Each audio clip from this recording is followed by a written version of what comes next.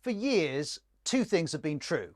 The world's population is increasing and its birth rate is falling.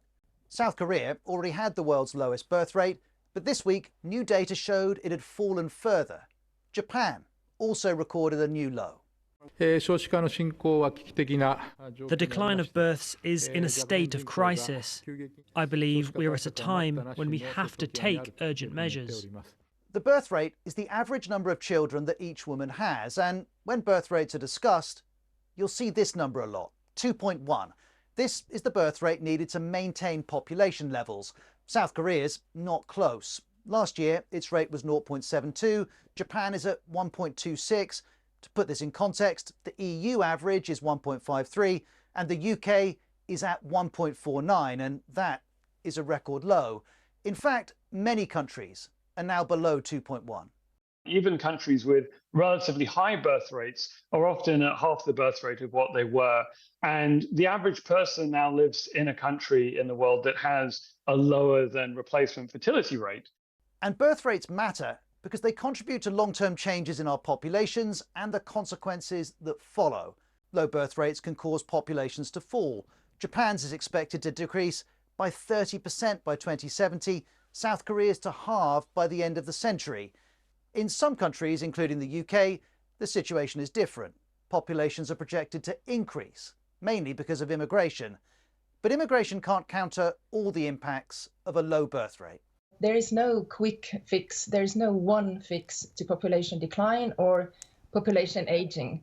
So birth rates affect population growth in the long run, whereas immigration can affect in the short run. But immigrants also age. And as people live longer, combined with low birth rates, elderly people will make up a greater proportion of the population, as we've seen in Japan. It's no surprise that Japan, which has had this very, very long, very low fertility rate and the oldest population in the world, has got the worst government finances in the developed world, because the government is indeed spending more and more on healthcare and pensions and has fewer and fewer taxpayers. If that's Japan, in the UK, a shift in the makeup of the population is coming. By 2070, the number of workers is projected to rise by 1 million. The number of pensioners will rise by 5 million. This will inevitably create pressures. The Economist argues that for countries with low birth rates, the implications are higher taxes, later retirements, lower real returns for savers, and possibly government budget crises. We'll see. But there's no doubt some governments are increasingly preoccupied with low birth rates and what's causing them. In South Korea, there are many reasons, including the cost of education and expectations of women in the workplace. Childcare is a consideration too, just as it is in the UK. According to a recent international study, the UK has some of the highest childcare costs in the world. There's also a shortage of places, and around the world, the availability of childcare impacts women's decisions. Research really shows that if you have affordable, high-quality early childhood education, good daycare for everybody, that is associated with higher birth rates.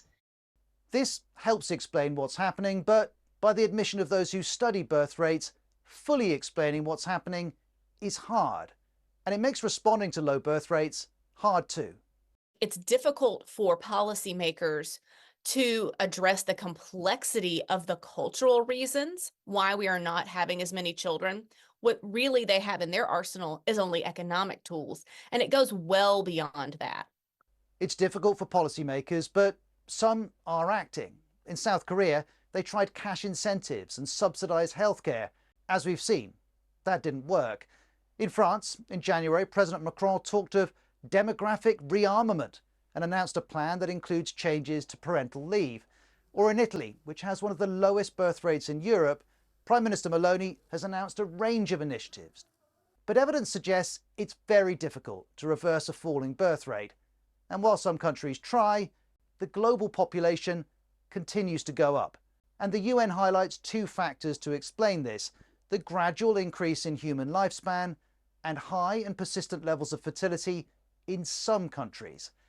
There are those to whom this global population growth is the real issue, in particular for our climate, and who believe low birth rates are welcome. But as we've seen, already many countries have low birth rates and some want to increase theirs. Population growth and low birth rates are both demanding attention. A lot of people are surprised to see that the global population numbers are still growing, the total number of people on the planet, at the same time that we keep talking about birth rates declining. And I like to think of it as what's on the surface versus what's beneath the surface. And beneath the surface, those declining birth rates will cause major shifts in the nature of our populations, shifts that may lead the global population to start falling in the next century, shifts that, for better or worse, will have consequences for how our societies function. Hey everybody, Peter Zine here coming to you from snowy Colorado. Today we're taking an entry from the Ask Peter column on overpopulation and underpopulation. Specifically, the question is, Peter, you talk a lot about depopulation and the negative economic consequences of it. But if we are entering a world where there's a lot of environmental concern and damage, doesn't slimming down the population actually argue that we could be headed towards a better world? In addition, in general, isn't this going to mean that there's more resources available for everybody else? So wouldn't that mean we're going to have a degree of economic growth that is qualitatively different than what came before? And you know, there's something to that argument. But the problem is that assumes that we lose 5, 10, 15, 20%, pick your number, across the world equally, of every age group, of every country, and every ethnicity. That's not what's going to happen. So before I go into the nuts and the bolts of it, let me kind of give you the overview. As a rule, people under age 18 only consume things like education, a little bit of healthcare. They don't contribute to the working economy. People aged 18 to 45, these are the folks that are having kids and buying homes and going to school. It's very heavy consumption. Most of the stuff that you will consume in your lifetime, the greatest proportion of your consumption will happen while you're raising your kids, which as a rule ends between 45 and 50. From 45 to 50 out to 65, these are your mature workers. These are the people who are paying lots and lots of taxes. They're saving for retirement. They're generating the investment that drives the private sector. And then when you turn 65, you're still consuming, but your consumption changes dramatically to things like healthcare and a little bit of leisure. But you're still occupying your home, but your tax bill goes way down. And now you start drawing pensions and healthcare benefits that drive government commitment to you through the roof. So you start out being a ward, but not being very expensive. You move into being very productive in a lot of consumption. You age into a situation where you're providing taxes, and then eventually age to the point where you're just this giant sucking sound. Instead, in the advanced world, we're not just dealing with depopulation, we're dealing with very, very rapid aging. So the population structure for, say, Europe or Korea or Japan in just 15 years is going to be a big bulge of people who have retired but not died, and then a very, very small number of working age adults and even fewer children. It's a very different pattern because old people, let me rephrase that, people of advanced age consume goods, but also consume a huge amount of tax take and health care. And so they are a net drain on the system instead of taxpayers like they were in their 20s, 30s, 40s, 50s, and early 60s. So the pressure on the system is massive. I think a good example I can give you of how this imbalance really doesn't work out is if you look at sub-Saharan Africa, especially Southern Africa, during the AIDS epidemic. You had an absolute gutting of the population structure of people roughly aged 18 to 45, leaving you with mature workers in societies where the mature workers weren't all that skilled, and then no one to raise the kids. And so the block of people 18 to 45, those are the people who do most of the work, pay a lot of the taxes, and absolutely raise the children for the next generation. And we lost their consumption at the same time. So a lot of these countries south of Congo basically faced a 25-year period of economic just despair as their population balance changed. The part of the world where we're probably going to be seeing this happen most dramatically, well, let me give you two. The first one is East Asia. These are places that have seen absolutely massive increases in healthcare and longevity over the last 50 years. So, for example, I believe the Koreans are now the longest lived people in the world, which means that you're going to just have these massive, massive aged populations sucking the government dry while there's no one down below to do the work, much less raise children. The other chunk is the Orthodox world, where a combination of the post-Cold War shocks and alcoholism and a poor diet are hollowing out the working age population before we get to the point where we have a population collapse. And these are two very different economic models that really don't go anywhere particularly positive. But there is a lot of nuance and difference between the two. In the case of East Asia, assuming for the moment that we don't have an energy or trade breakdown, big if, you're looking at a general degradation of the state's ability to function. In the case of Central Europe, you're instead looking at seeing wedges of populations that are actually going to benefit quite a bit from this, because if you lose everyone in their 30s, but you still have people in your 50s, you still have a tax base, you still have the work, and the economic inequality that will erupt in that sort of environment suggests a significant political challenge. So everyone has their own story, but it's really hard to make the case that depopulation has a silver lining.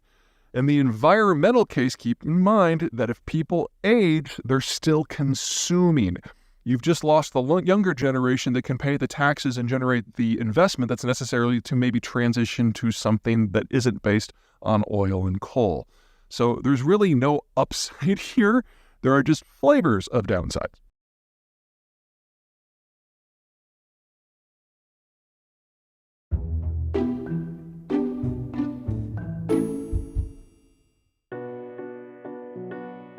The world is getting older. How much older? By 2050, the number of people over 65 will triple. A new aging attitude survey of 21 countries by the Pew Research Center found that Japan is the most worried about aging. 87% of people think it's a problem. That's in contrast to the US, where only 26% of people are concerned. The survey found that the older the population is predicted to be, the more they're worried about aging. Countries also have different takes on who should care for the old. Only a few have a big chunk of people who think seniors should care for themselves. Overall, most people think the government should be responsible. But also look at a place like Pakistan, where 77% of folks think it's up to families. All this aging can hurt economies. Spain's a good example. In the future, there will be more people, younger and older, relying on those of working age. The US, however, may have an advantage here. Its population is growing slower and getting older, but it's still projected to be younger than major trading partners in Europe and Asia. That's because America has the most immigrants of any country. They're bringing higher fertility rates, even as US-born women are having less babies. Between 1960 and 2005, immigrants and their descendants accounted for 51% of US population growth. Now, between 2005 and 2050, they'll account for 82% of that growth. Pew says countries with the biggest chances of economic boosts may be those with the youngest populations. Among these, Nigeria is well placed. By 2050, it's projected to have a bigger population than the United States. David Botti, BBC News, Washington. Global economies have primarily valued growth, and over the past 200 years, this growth has been widely regarded as a way to create more opportunities. However, with a global recession looming, this idea is being pulled into question. And according to the World Economic Forum, one key limit to economic growth are natural resources. These finite resources then translate into an economic slowdown, a rise in inflation, and living costs. World Economic Forum President Borge Brende explained the key factors to sustaining growth. Inclusive growth through foreign direct investment plays a critical role. In addition, the digital transformation, which has been termed by the World Economic Forum as the fourth industrial revolution, will create 70% of new value over this decade, according to their estimates. Finally, the third factor, which plays a pivotal role in maintaining growth, is the green transition and the mitigation of these finite resources. There is a balance to be struck between growth and the environment, according to British economist Lord Nicholas Stern, who points to the UK as a case in point. Since the 1990s, the UK's economy has grown 70%, while cutting emissions by 40%. There are also studies which point to new tech innovations that could further aid sustainability and resilience efforts.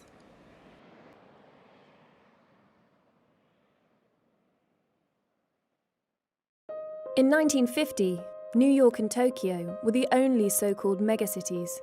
cities with more than 10 million inhabitants. By 1980, these were joined by Mexico City, Sao Paulo, and Osaka. In 2010, there were over 20 megacities spanning almost every continent.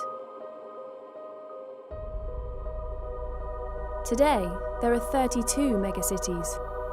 Urbanization is happening faster than at any time in human history.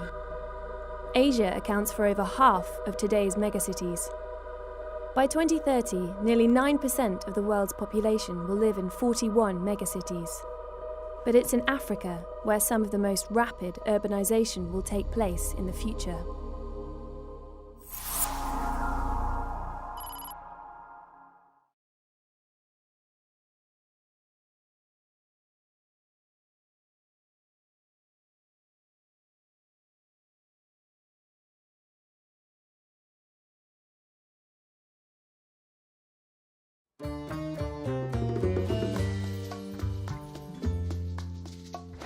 Behind me you see the faded glamour of Old Town Havana, Cuba.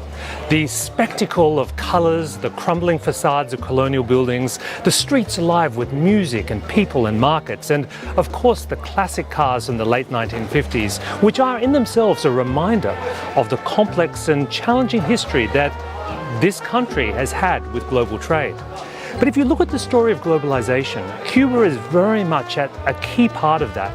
In fact, it was here in 1492 that Christopher Columbus made landfall, thinking he discovered the continent of Cathay. And of course, after the discovery of the Gulf Stream current, it was through the port of Havana that the wealth of the New World, the gold and silver from Mexico, was funneled to support the Spanish colonial empire and all the problems of slavery and exploitation that came with it. An appropriate, if not complicated, place to consider the question of what is the future of globalization. We're at an interesting point right now in history where there have been growing calls for de-globalization. Following the pandemic of 2020, the explosive and challenges to inflation and living costs as a result of the Ukraine war, the crises in energy and food, there have been increasing pressure for countries to stop producing for global export, but instead to focus on creating goods and services for local consumption. But is this really the future direction of the world after hundreds of years of global expansion? It's a difficult question to consider.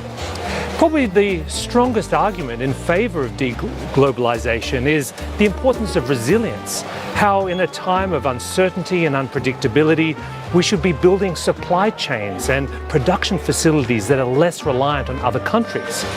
The problem with this, of course, is that deglobalization itself may be inflationary. The reason why living standards have risen over the years and the cost of goods have become not only more available but cheaper is because of that complex network of global trade. But if you look deeper, the strongest arguments for deglobalization are often coming from very political and nativist and populist sources. The true history of the world is one of which civilization has advanced with greater knowledge through the interconnectivity between countries and civilizations. I mean, starting with the Greek and Roman civilizations, the vast knowledge that was spread through their shipping and trade routes, of course the Italian Renaissance and the rise of the Silk Road and the Ottoman Empire. There's a long history of the exchange of ideas accompanying this exchange of goods and services. So what are we to think that this new period of countries and nation states looking inward would somehow lead to greater prosperity and thinking and innovation? But there's another aspect of this debate which is often missed, which is the digital side of globalization. You know, back in 2010, I gave a speech called The Divergence, where I predicted that rather than a kind of inevitable rise of a global, consistent internet and a coherent web, we might see the formation of clusters of regionally and politically divided webs in Brazil, in China, in Russia and India, and of course here in Cuba. Now, Cuba's internet story is interesting. They really didn't have the internet until around 2015, and it wasn't until pretty much December 2019 where the mobile internet was widely available. It was like a shockwave when the next generation could suddenly see what the world was like beyond their borders, with both good and detrimental effects to social structure. But the point I want to make is that nothing is really gained in terms of knowledge or civilization when you create boundaries, either physical borders or digital ones. I'm still very much an optimist when it comes to the power of global trade links. You only have to look at the implications at a country like Cuba to see just how detrimental being cut off from a global economy can be to not only to living standards, but to the advancement of civilization. The question of globalization is so much bigger than just stopping celebrities and billionaires from taking private jets to Davos and Coachella. It really goes to the heart of where development comes from and the power of human ideas. I don't think the idea and the dream of a more sustainable, local world is incompatible with a world that's also bounded by interconnectivity and global trade. To give up on the idea of an interconnected world is also to ultimately give up on the idea of a more open, free-thinking and charitable world, which is inherently more human.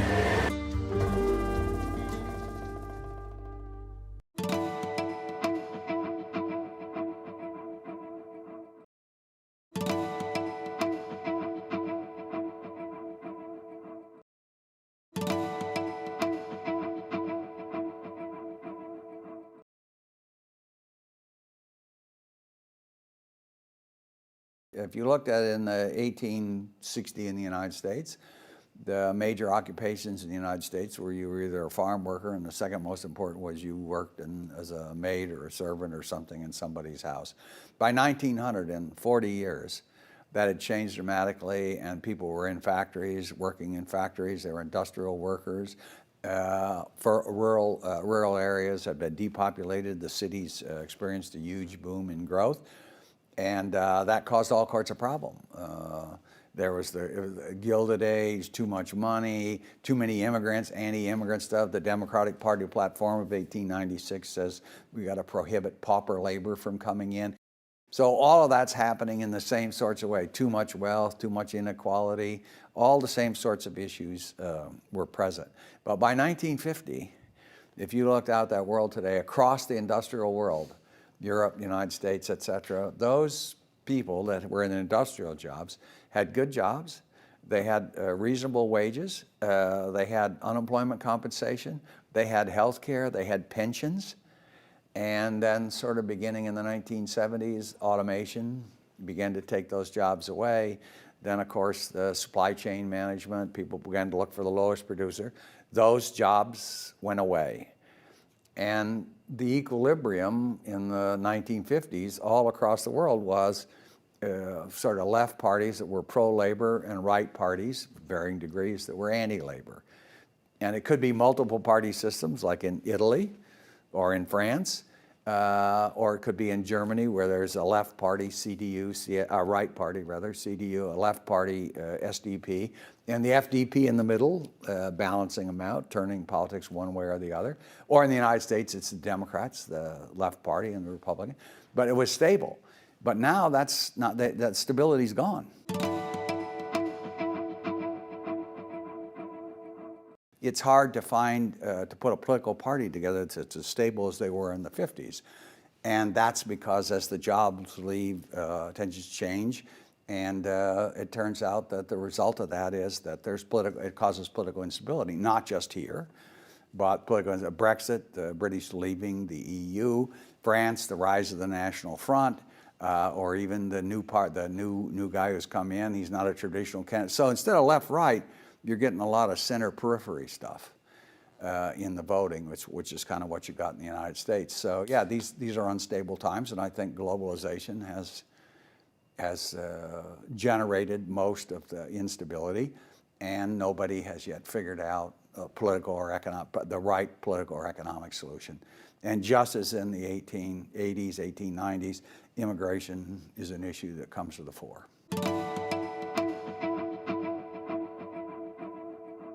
It creates wealth inequality. So I think it's Robert Downey, and there's movies called The Iron Man or something. My grandchildren watch that stuff. So he straps on some stuff and flies around, saves the world, right? Well, whatever the last Iron Man was, he made $80 million. And that's because 320 million people around the world actually paid whatever they paid, and he got a quarter for each time. That's 80 million bucks. So imagine you're the best carpenter or the best plumber in Palo Alto, California. There's no way you can come anywhere close to that.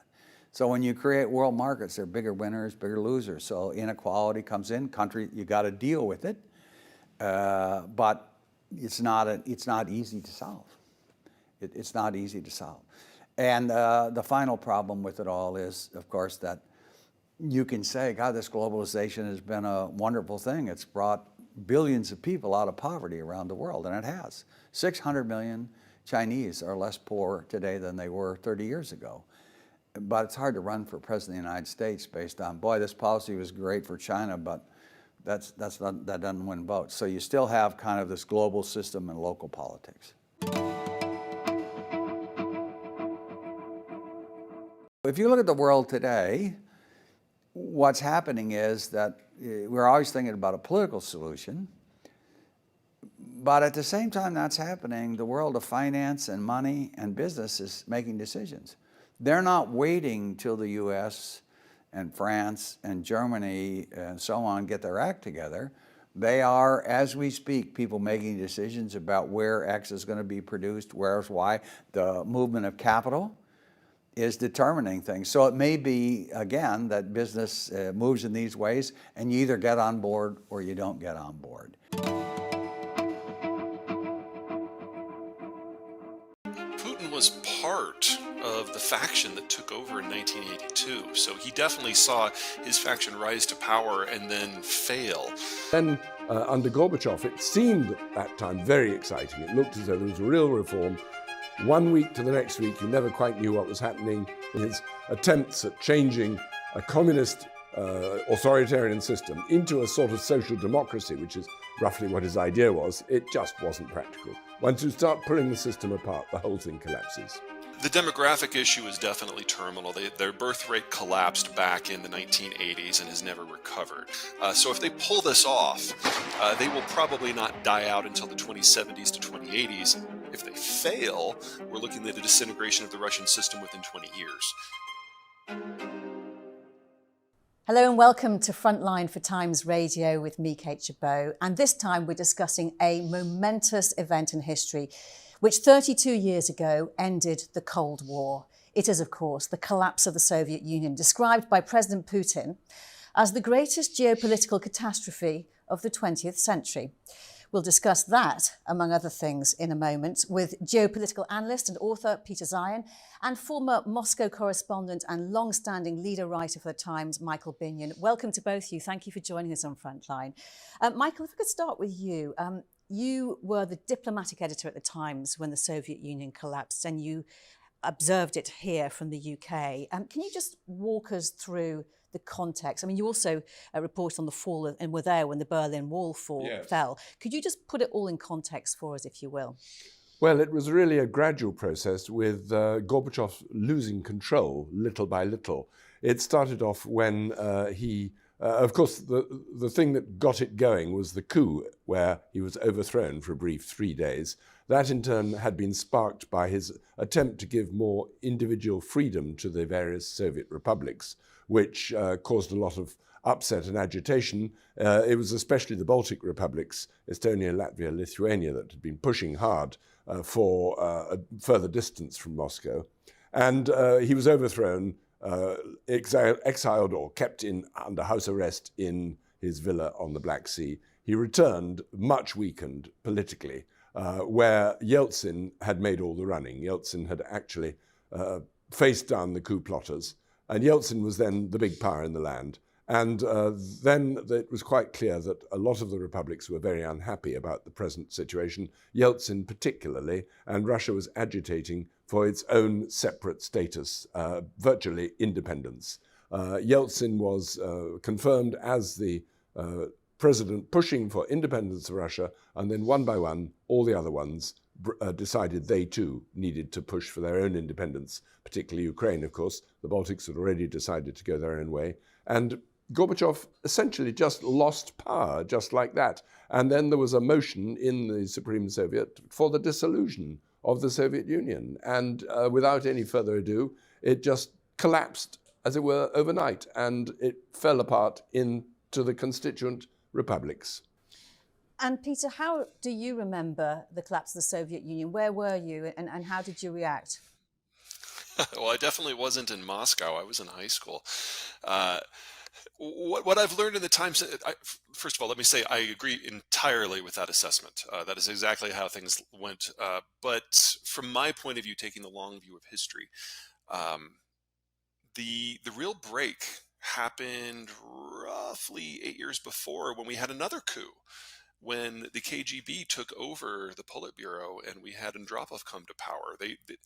One of the fun things about a totalitarian system is if you're not in the intelligence networks, you don't really have a good view of what's going on within your own country. And so Andropov's clique realized that the end was coming anyway. He realized that no one loved the Soviet Union. He realized the economic inconsistencies of it were tearing it apart, and that the game had to change. And so he purged the rest of the Politburo of all the other factions and took over. And that is Andropov, who then died, and Chernomyrdin, who then died, and Gorbachev, who, to be perfectly blunt, was the third stringer. And Gorbachev was unsuccessful at launching any meaningful reforms that might have saved things. So I agree with the assessment that 1989 is when it all went down, when it all finally broke, but it was probably 1982, 1983 when the deal was actually sealed. And the challenge we have today is when we look across the world, in Russia and in China, where else are we having that 1982 moment? We're seeing it in Moscow, we're seeing it in Beijing, and things are about to get delightfully interesting. Michael, when I spoke to you last time, you said you were surprised by the collapse of the Soviet Union. You didn't necessarily think it was going to go that far. Well, I didn't think it would go that far when I was in Moscow, and that was in Brezhnev's time, before the Andropov takeover.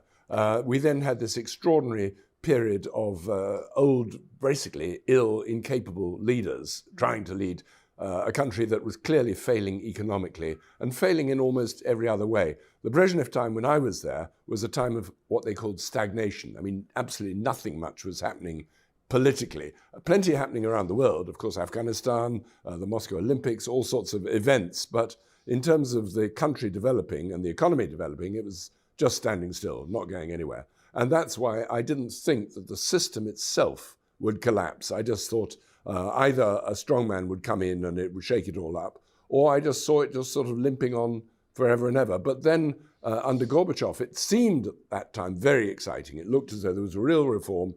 1 week to the next week, you never quite knew what was happening. There was a lot of enthusiasm, but living standards were dreadful. There was nothing in the shops. The economy was seizing up. Nobody was satisfied. There was plenty to talk about, but not enough to eat. And in the end, that was what overcame. I mean, that's what finished off Gorbachev. I mean, his attempts at changing a communist authoritarian system into a sort of social democracy, which is roughly what his idea was, it just wasn't practical. Once you start pulling the system apart, the whole thing collapses.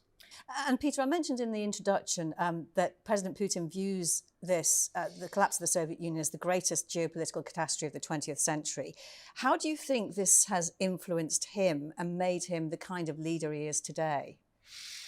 Putin was part of the faction that took over in 1982. So he definitely saw his faction rise to power and then fail. Something to keep in mind about Putin that most people don't realize is he's of the Gorbachev cloth of being a bit of a pro-Westerner and trying to be a reformer. And if you remember back to right when he took over, and especially right after the 9/11 assaults, he basically offered to the United States control of Central Asia in exchange for a partnership that would allow Russia to reform itself. Now, that may have never been feasible. The US may have never been interested. The Russians may have never been interested in bending the way that they would have needed to.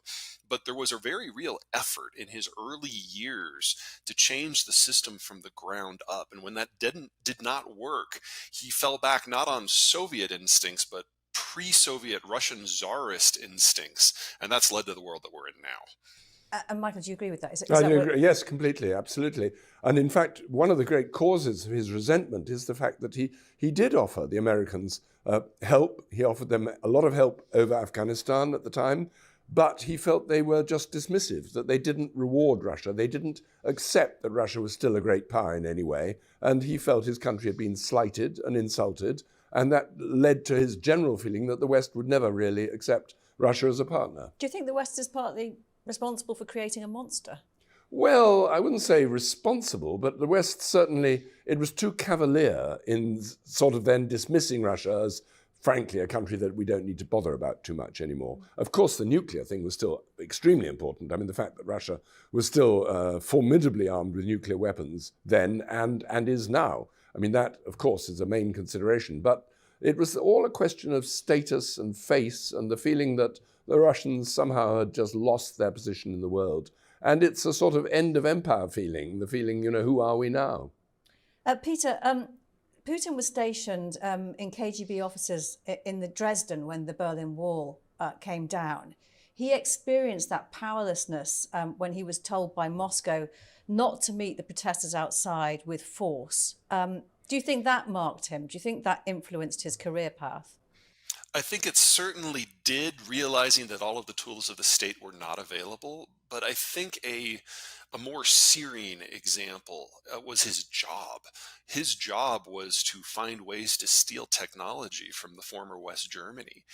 And, no offense to the Germans. I'm not saying that they're laggards, but when your job is to steal crumbs in order to make your country maybe a little bit more functional, that has got to shape your professional outlook on what your country is capable of.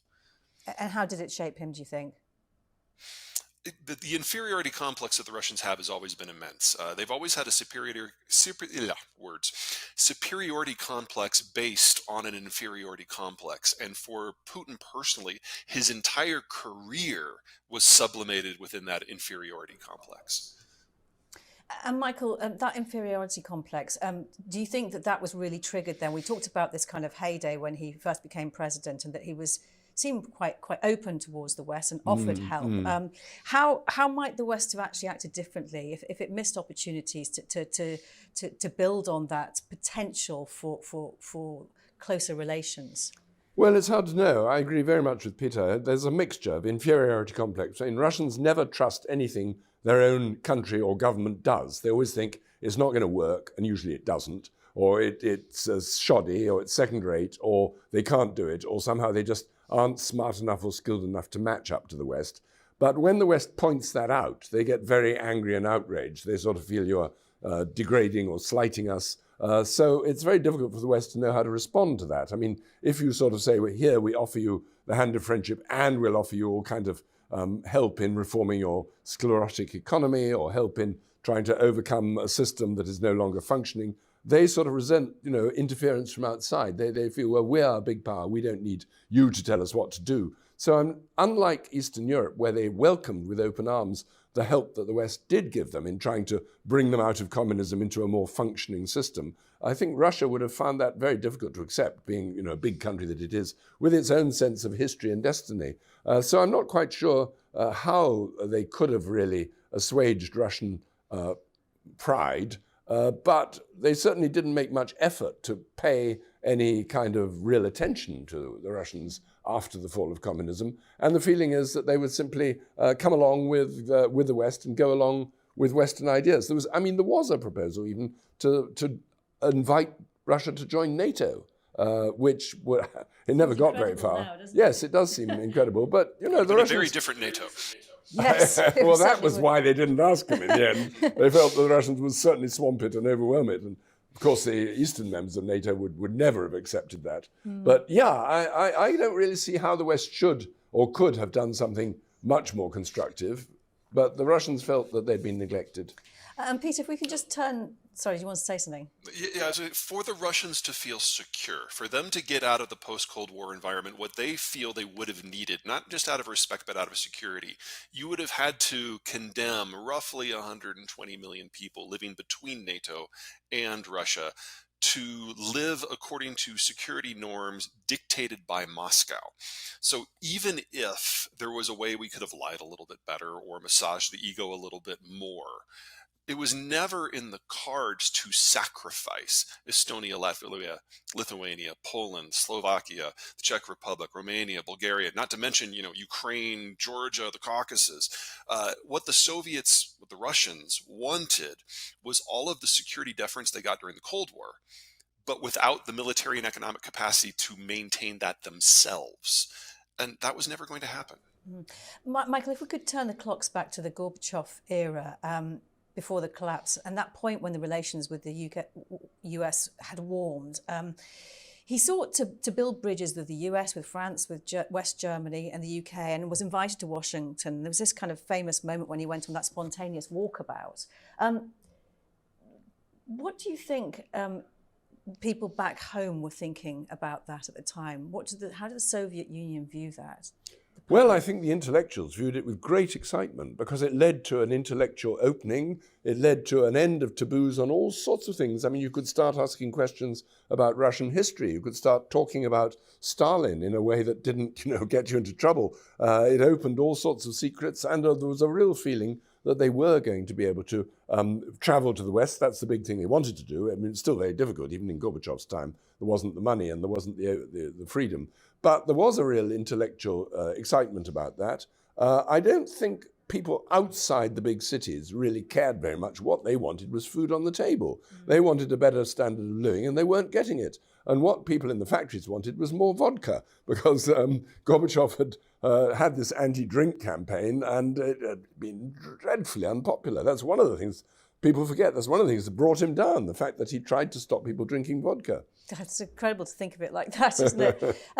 What was it like in Russia after the collapse of the Soviet Union? What were the challenges that Boris Yeltsin faced and the mistakes he made emerging from communism? Well, Boris had the idea of suddenly trying to make it a functioning capitalist system, private enterprise. The Russians simply didn't understand that. What he unleashed was a time of chaos. A time when those smart people who saw the opportunities, namely the oligarchs, snapped up all the vouchers for the privatization, made themselves immensely rich at the state's cost. It cost them very little. They just bought up the vouchers that were meant to be given to all the employees of various factories and essentially established monopolies, which they exploited ruthlessly. And then there was the worst elements exploited the free market so that pensioners were turned out of their houses by people coming along, promising them unlimited vodka if you sign the deal or whatever it might be. It was as crude as that. But that, of course, led to a period of, frankly, is like an inoculation against democracy. People said, if this is free enterprise, we don't want it. We don't like it. We think it's chaotic. And it did mean a period of real hardship. Living standards collapsed. The people had to sort of sell their goods to make ends meet. Subsidies were basically abolished. Life was pretty tough. And Peter, how did, when he came to power, Putin end the chaos created by his predecessor? He put a floor under it. Number one, he reasserted the power of the security ministries and merged with organized crime groups to remove a lot of the chaos from the political and the economic system. But I think more important was the deal he struck with those same oligarchs. He said, you stole everything that you've gotten. I'm not going to take it back so long as you pay your taxes for real and never get involved in politics. And that killed any meaningful attempt at reform, but it also ended the chaos and provided a degree of predictability that the Russians hadn't had since Gorbachev. Do you think, in that light, Michael, that it really was a bit of a fantasy to ever think that the Russia today would transform into a democracy post-communism? Yes, I'm afraid it was a bit of a fantasy. It was a well-meaning fantasy, and it was one that Gorbachev sincerely believed. He was influenced by what he thought was sort of Swedish social democracy. But, these are very, very different countries. Sweden is a very rich country that's been gradually evolving, or had been, into a really meaningful sort of left-wing social democracy. To transform Russia with its sclerotic economy and authoritarian kind of government and lack of any civic institutions that gave people an input themselves, to transform that into a sort of effective social democracy was almost impossible. I mean, he called it perestroika, rebuilding, but rebuilding, you really have to start from scratch. And what he found is not only do you have to start from scratch, you actually have to knock down the entire edifice as it then was, because it couldn't be adapted. And Peter, when Putin began to lose touch with people, his reaction was to clamp down at home, embarking on Russian adventurism overseas, Georgia, Syria, annexation of Crimea. Was there a grand plan, do you think, underscoring these? Oh, yes. Oh, there's totally a grand plan. The Russian space is largely indefensible unless you can establish a forward defense that prevents folks from accessing the Russian heartlands. That means grabbing the Baltic coast and the Polish Gap and the Bessarabian Gap at the Danube Delta and both sides of the Caucasus chain. There have been 9 post-Soviet conflicts to this point, almost all of them instigated by the Kremlin. This predates Putin. Ukraine is just the 9th, the most recent, and it will not be the last. Ukraine just the 9th. It's quite a thought, isn't it, Michael? Yes. He frames that war in Ukraine as part of this existential struggle against the West. Is this feeling new? It doesn't sound like it is from what Peter is saying. No, the feeling's not new, and the feeling does draw on quite deep-seated Russian national feeling about what their country is and what is the future for the Slavs. I mean, the Russians feel very close to Ukraine. I mean, it's a little bit comparable to England and Scotland. I mean, they are very different, but they've been linked together for 300 years or so, and Ukraine has been part of the Russian Empire and a very vital part, the breadbasket of the Soviet Union as it then was. Not that it produced enough bread, but it attempted to be. And the Russians intermarried with Ukrainians in very large numbers. I mean, there are many, many divided families now, many families where there's a Russian, grandmother or Ukrainian grandmother.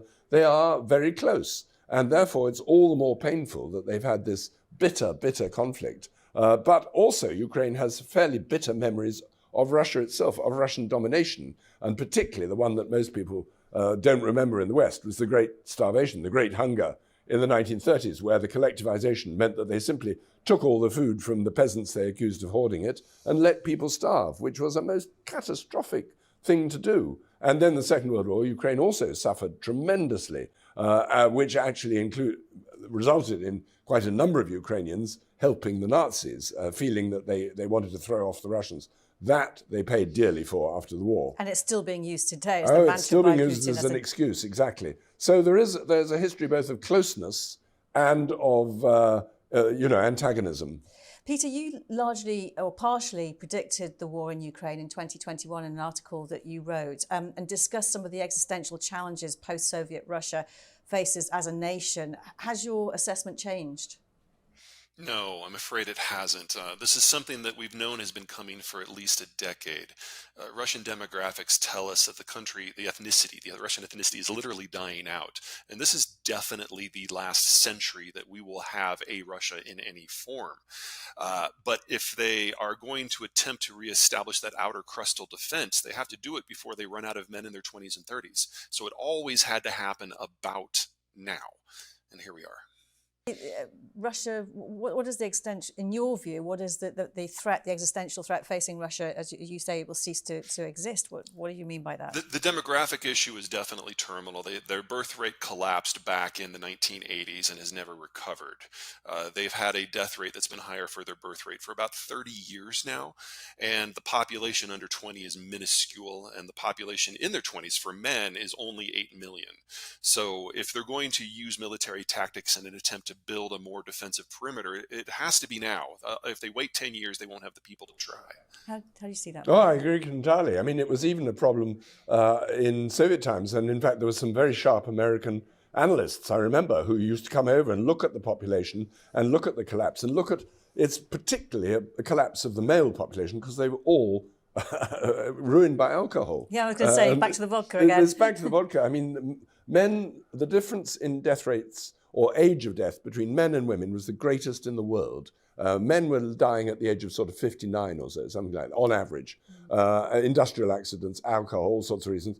And the fact, as Peter says, people simply weren't having children, partly because of the difficulties, the feeling that it was too exhausting, there wasn't the money, all sorts of reasons. But that means, as we've heard, the very low birth rate now, and sacrificing people for the war in Ukraine is extremely costly. It really is. I mean, the Russians think that they can just throw generations or younger generation into the front line. It costs, and particularly when the brightest and the best are trying to avoid the draft by fleeing, that adds even more to the problem. Peter, many Eastern European states face the same demographic problems and turmoil after the collapse of the Soviet Union, but they haven't turned to invasion. Is Putin's Russia the outlier here, and why is it the outlier? Well, Putin's the outlier because Russia could theoretically at least solve some of their problems by achieving domination over the near abroad again. If they can plug those geographic access points, then management of their demographic decline is a purely internal issue. And when it comes to managing restive populations, the Russians are among the best in the world at that. So if they pull this off, they will probably not die out until the 2070s to 2080s. If they fail, we're looking at a disintegration of the Russian system within 20 years. Very different timescale from their point of view.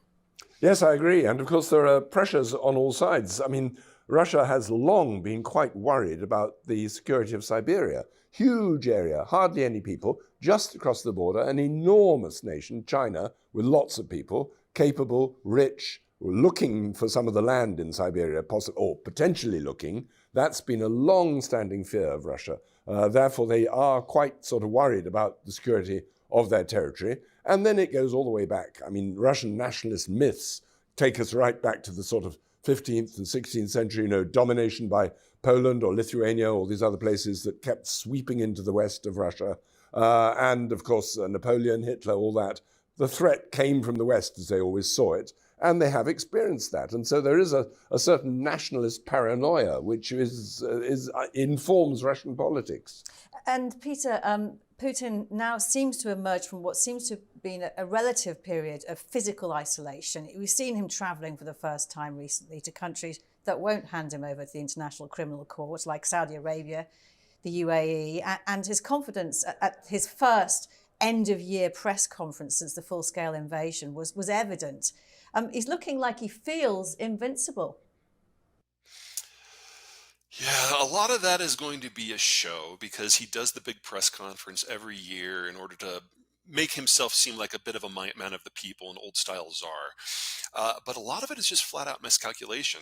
One of the fun things about the Russian leadership these days is the entire political class, leadership class, is all a descendant of that old KGB coup in 1982. And there's only about 125 of them left. So if you are at the top of that very thin layer of leadership and you don't project confidence, you're done. So he does what he has to do. Yeah, and he takes apparently difficult questions. He takes people, he allows people to voice what might seem fairly provocative. What are you doing for the country? What about pensions? My part of the country, we can't get any medicines or that sort of thing. And he says, I will look after that. Don't worry, I'm taking care of that. So he will deliberately allow people to put something that appears to be a challenge, but everybody knows, well, Uncle Vlad will look after us. We're going to be all right because it's on his mind. We're not the only ones complaining. He too thinks that there's a thing, he needs to boot people about a bit to get them going. And he appears to make it look as though he is there involved doing things. As Peter said, it's a bit of a show. It really is. How long do you give him? Well, I give him, there's no easy way of getting rid of him. I mean, it might be that if things really go wrong, he will be, quote, promoted. I mean, that's the way they would get rid of him. He would be put as president of the Security Council, a sort of overarching body. He will give up the day-to-day job as president, as it were, and they will say that, he is now steering the country's longer-term vision. But in fact, he's been kicked upstairs and then possibly retired on health grounds or something like that. But I don't see that happening immediately. I mean, he saw off the Prigozhin threat quite neatly. That was a pretty good warning to all others thinking of the same thing. You might go in a plane that falls out of the sky one day. Be careful. Peter, can I put the same question to you? He'll probably be there until the very end. He is definitely of the last generation of KGB officers that are going to run the country. And remember, there's only 125 of them. They're all in their 60s now. There's a small group of people that they've kind of brought in as interns, people like Dmitry Medvedev, who are breathtakingly incompetent, but useful idiots for providing faces to test out messages. But there's no one under age 59 in this system any longer who is capable of taking control. So when they're gone, it's over. Of course, that was exactly the same in Brezhnev's time. The Politburo was getting older and older and older. I mean, they brought in this young revolution. Well, apparently, they didn't think he was a revolutionary, Gorbachev, who was just biding his time. And when he came in, he began to change things a bit. But, I mean, for years, we had these sclerotic people in their 70s and 80s who just repeated the same things day in, day out and, you know, lost more and more control to the machine. And the machine just needed to keep going with the same old faces at the top because it was in their interests to keep things ticking along as they'd known it. So, assuming he's there till the end, what comes next? Disintegration. Ah, well, Peter, I'm not yeah, hand it over to Peter for that. Yeah, I mean, if you turn back to the origin of Russia after the Mongols retreated, you had an environment of 30 to 40 different duchies who basically were duking it out in a Orwellian free-for-all. We'll probably have some version of that. Right now, if you believe the Russian statistics, which maybe 70 to 75% of the population is ethnically Russian, but it's wildly unproductive, it's wildly unhealthy, and it's aging massively. On the other side, you've got Tatars and Chechens and Bashkirs, who are young, vital populations who are geographically concentrated in places that are very sensitive, like controlling the infrastructure between European Russia and all of Siberia. It doesn't take much imagination to see us going back to that kind of strategic free-for-all where the entity of the Russian Federation just doesn't exist and you get a shattering. Yes, I don't see actually the Russian Federation collapsing into rival states. I mean, that really would be, I mean, what they would call a time of troubles. I mean, that really would be going back to the sort of 15th, 16th century. But yes, certainly, you know, a factional struggle, certainly. I mean, there are a lot of smart young Russians growing up. At the moment, they're completely isolated from the political establishment. There are young people in universities. There's some very fine scientists. There's some fine people. They're frustrated. They can't get ahead. If you ask young people, an awful lot of young people talk about, well, this is before the Ukraine war, before Russia was basically shut out of the world structure. A lot of people were talking about emigrating. They wanted to go and live in Western Europe or live in Australia or all sorts of places like that when it might have been possible to do so. Now I think it certainly is. That's an option that's not open. But it meant that there are a lot of people with ambition who are pretty plugged into the world. I mean, the younger generation, they are very switched on social media and all that. They know what's happening elsewhere, and they do have ideas about what they would like to see. Whether they have the levers of power to achieve any of that is unclear. We spoke earlier, Michael, about the way the West reacted after the fall of the Soviet Union, how it didn't provide the kind of support and respect perhaps that was being craved. I'm just wondering what the correct posture should be towards President Putin and his Russia right now. Well, it should be one of don't think you can get away by bullying. You know, you're on a present course which is frankly never going to achieve what you want, namely security for your country. Your nationalist dream is incompatible with a modern world. You cannot have this idea that you just reconquer what your old space used to be, however much they feel that they would like to do so strategically. But there is a strong element of nationalism, Russian nationalism, which is the sort of bedrock, which, interestingly, they've drawn on again in the same way that they drew on it in 1941. It is our mother Russia up against the world. And they are drawing on that. And that is why even younger people, you're not seeing a groundswell of hatred against the regime or internal collapse. Partly, of course, it's very repressive now. It really is dangerous to voice opposition. But there is a fundamentalist nationalist agenda, which I have to say is really promoted by the church as the repository of Russian national feeling. It always has been.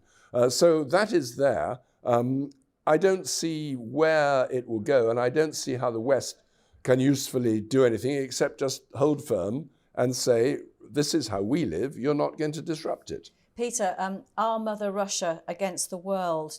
Can you see a world at all where Putin can be the leader of a non-expansionist Russia? No, and I don't see the environment being favorable for a non-expansionist Russia until we actually have the break. I think the best example I can give you is the Prigozhin-Wagner rebellion. They drove 1,500 kilometers to Moscow. Not one Russian officer defected to join the rebellion, but not one Russian officer stood against Wagner.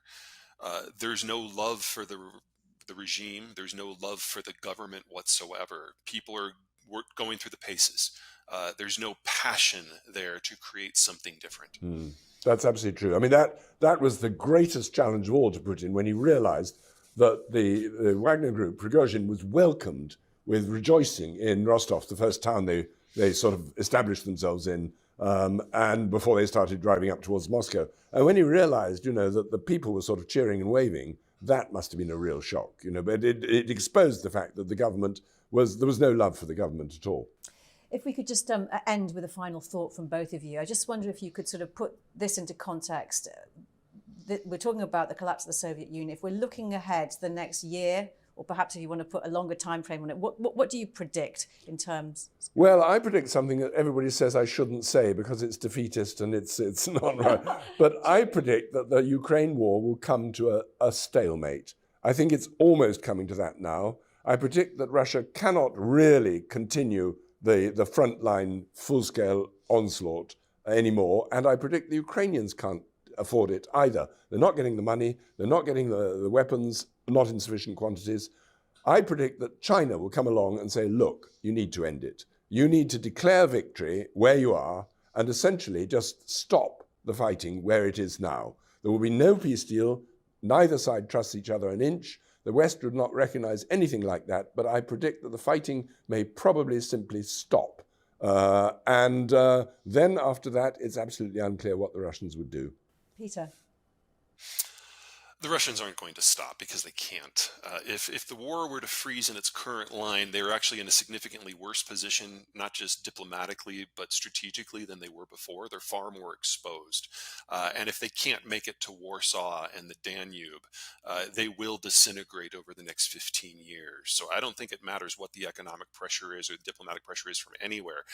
If they lose the war this year, they're just going to try again as soon as they feel they are able, as long as they are able. What I would like to see in the West is something we failed to do the first time around. We couldn't imagine what it would look like on the next day if Russia fell, if the Soviets fell. And we're still cleaning up that mess. This is part of cleaning up that mess. We need to prepare for a world where Moscow power breaks. And arguably we need to do the same thing for Beijing, because I think Beijing's going to break first, but that's a topic for another day. And I look forward to talking to you both about that sometime. Yes, yeah. I can see a disagreement coming here. But we'll keep that one in our back pocket yes. then. Peter Zion, Michael Binyard, great to speak to you. Thank you so much for your time. Thank you. This was a pleasure. You've been watching Frontline for Times Radio with me, Kate Chabot. My thanks to you for watching. You can support us by subscribing now, or listen to Times Radio, or go to thetimes.co.uk. My thanks to our producer, Louis Sykes, and to you for watching. Bye-bye. This is the beginning of the year. There's everything out there. There's so much disinformation. There's so much that needs to be filtered. People don't know what matters, what doesn't. And we're trying to create an organizing principle that allows you to make sense of it, a roadmap for the year, if you will. I'm Ian Bremmer. I'm a political scientist and president of Eurasia Group.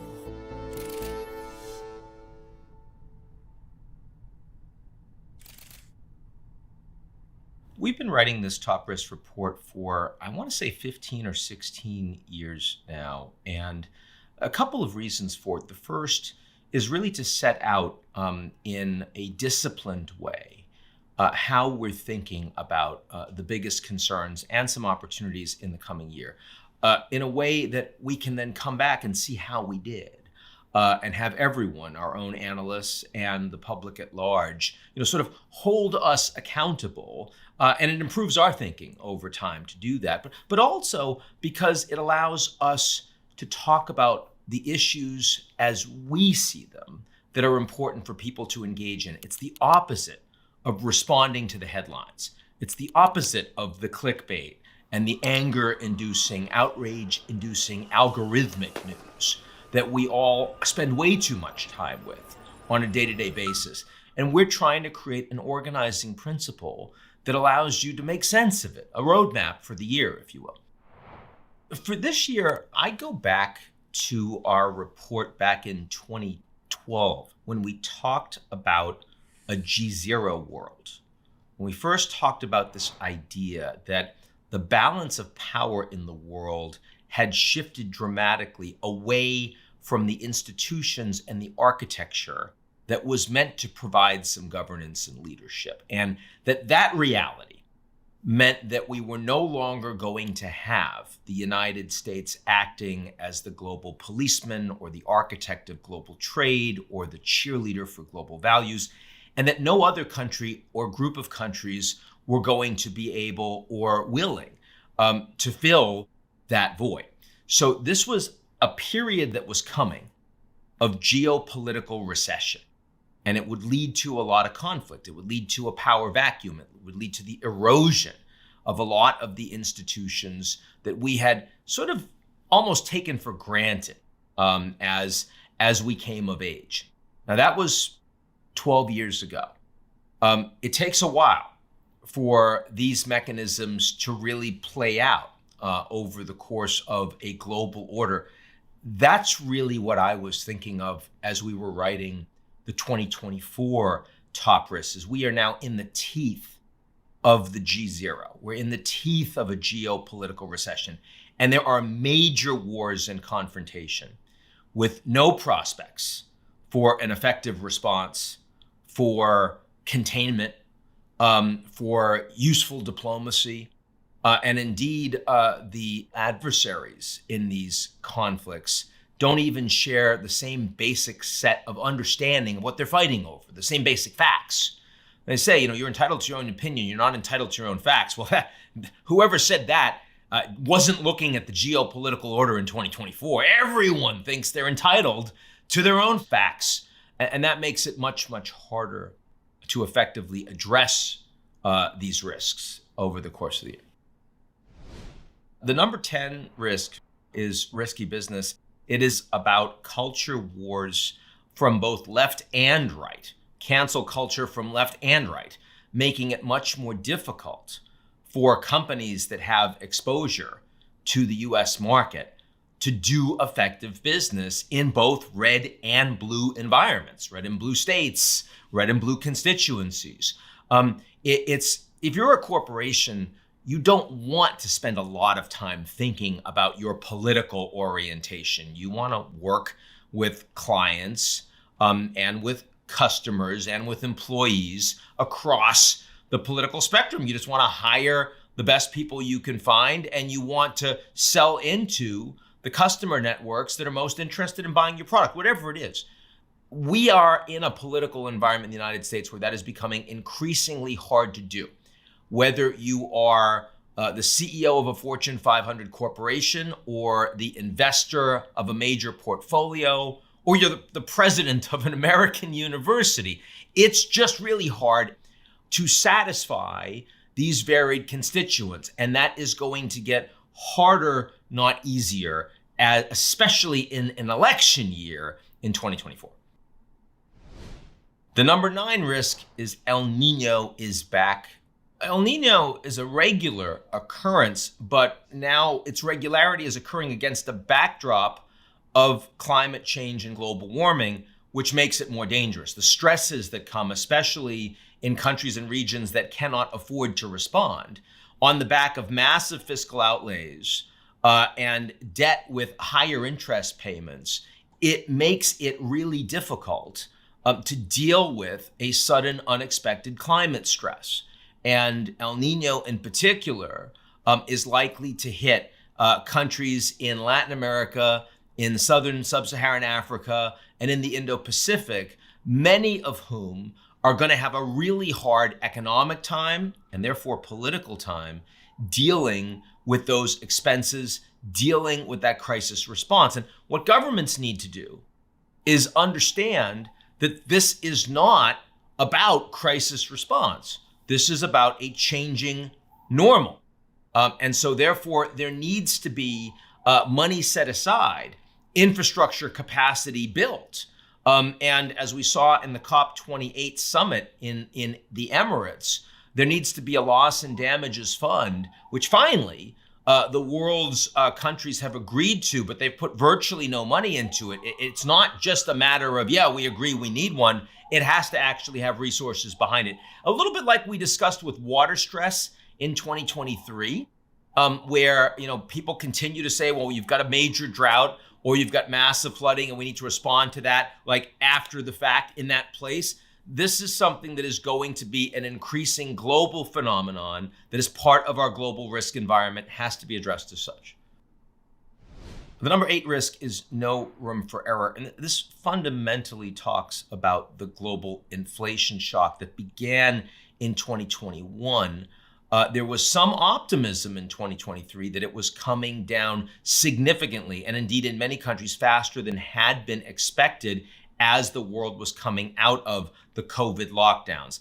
2024 is about that inflation being persistent, in part responding to really challenging geopolitical environment, in part responding to greater dislocations in the marketplace from subsidies and industrial policy and nationalism that makes globalization at its max, at its peak efficiency, harder to operationalize. And also just that central bankers have very little margin for making mistakes. So their ability to come down in interest rates as fast as the markets are expecting at the beginning of 2024 seems very, very unlikely. Market stocks right now in the United States are priced for perfection. Pretty much everything has to go right in order to meet that soft landing. We don't expect a recession in the United States, but we do expect underperformance.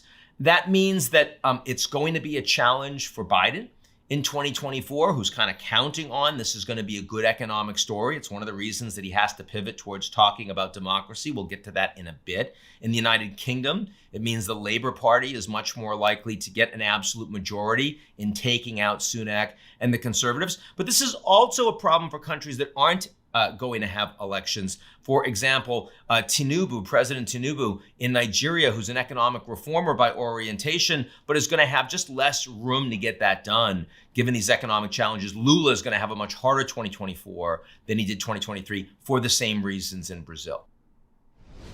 Risk number 7 is the fight for critical minerals. And we are seeing, as the world transitions away from fossil fuels to post-carbon energy and infrastructure and the related supply chain, that there are huge opportunities for the countries that have invested in those technologies, like China heavily, as well as have availability of these critical minerals across the global south. And that creates political opportunities for disruption that are going to play out over the course of this year. A couple ways it will have an impact. One is that as the Chinese are facing a hard time from the US and its allies on export controls for semiconductors and cloud computing, where they don't have the technology, the response will be licensing regimes and export controls around those technologies that the Chinese dominate, particularly those that involve electric vehicles, batteries, and that supply chain, where the Chinese are really a global superpower. Secondly, if you are a sub-Saharan African or Latin American country with lots and lots of critical minerals that everybody wants access to, you are putting policies in place that are requiring a lot more domestic investment to help your development of new technologies, getting up the value chain, which makes a lot of sense for you, but also increases the expense of getting this stuff out of the ground. And that's something that we're going to see for critical minerals across the board, whether it's lithium or it's graphite, or it's uranium for that matter. And then, of course, you also have the developed countries who are looking at carbon border adjustment mechanisms. And that's going to hurt developing countries who have a hard time stripping carbon out of their supply chains and exports. But the Europeans in particular saying, no, we want to move faster and faster towards this transition. Well, easier for them to do. They're wealthy. They can afford those compromises. Very hard to do if you're a country like India, if you're a country like Brazil. So all of that is playing out in 2024. Risk number 6 is no China recovery. A big piece of this is directly political. The fact that Xi Jinping has consolidated an enormous amount of power, and his personal inclination is to focus on national security and political stability at the expense of economic growth. And that means that as China is facing significant structural slowdown in their economy, his response is incremental. It is at the margins. It is not big, dynamic, fundamental reform. And so absent a massive financial crash, which we're not expecting in China 2024, that means that the animal spirits in driving Chinese consumption sentiment is not going to rebound particularly much. It means that real estate is going to look very, very weak in 2024 in China. It means that we're going to continue to have low external demand for Chinese goods. None of that is going to see a breakthrough. And remember, after the 2008 financial crisis, it was China's willingness to put massive amounts of money into shovel-ready products that was a big part of the global rebound. We're seeing nothing like that in 2024 coming out of COVID. And while that should mean lower energy prices and commodity prices overall, it also means harder to see a big global economic rebound. The number 5 risk is the axis of rogues. And since the Russian invasion of Ukraine, where President Putin is seen as a war criminal by the G7, by the developed countries around the world, Russia has become a rogue state. 6,000 nuclear warheads, serious cyber capabilities, and of course, massive natural resources that people around the world really need, and yet is a country whose assets have been frozen by the US and Japan and Europe, 11 rounds of sanctions and more coming. Their oligarchs can't travel anymore. They're not welcomed into any of the major global summitry. Diplomatic relations have been cut off. So who are Russia's friends? And when you look at that militarily, China works pretty closely with Russia, as does India economically. But supporting the military efforts of Russia, you're talking about North Korea and Iran, 2 other rogue states who have also been maximally cut off economically, diplomatically, and from a security perspective by the West. So 3 rogue states, with Russia the most powerful rogue state we've ever seen in history, all 3 of them increasingly working together. North Korea provided an enormous amount of artillery and ammunition to the Russians, the Iranians providing a drone industry that they're setting up on the ground in Russia. And in return, the Russians providing intelligence, sensitive technologies, and economic goods. I don't need to say very much about the fact that when you have 3 countries like that, all of whom benefit from chaos, working together, all of whom are trying to undermine stability in the international order that we have, that things can go wrong much more easily. So that's the big piece of this risk. But there's another piece that's kind of interesting. We also talked about America's dangerous friends, and no one mentions this. But the fact is that there are 3 countries out there that are actually quite important allies and friends of the United States that are led by leaders that aren't particularly trusted and who are increasingly risk acceptant, and they're driving risk globally. I'm talking specifically about Bibi Netanyahu in Israel, who knows that once the war is over, he probably goes to jail. Number 2 is Ukraine's President Zelensky. As he's getting less support from the United States and others around the world, he's getting increasingly desperate. So his alignment with NATO is going down. And then also William Lai, who is not president. He's vice president of Taiwan, but he's running for election just in a few days. And if he wins, he's much more oriented towards autonomy and even independence than anyone recently in Taiwan, will drive greater tension between the United States and China. It's absolutely worth talking about those 3 friends of the United States as a risk factor in 2024. Risk number 4 is ungoverned AI.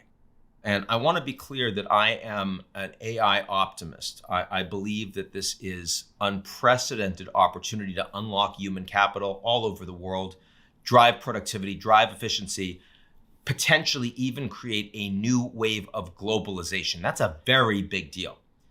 But everyone's focused on that. We've got the money, we've got the talent, we've got the companies. What they're not focusing on are the negative externalities that come from a technology that is moving much, much faster than our ability to govern it.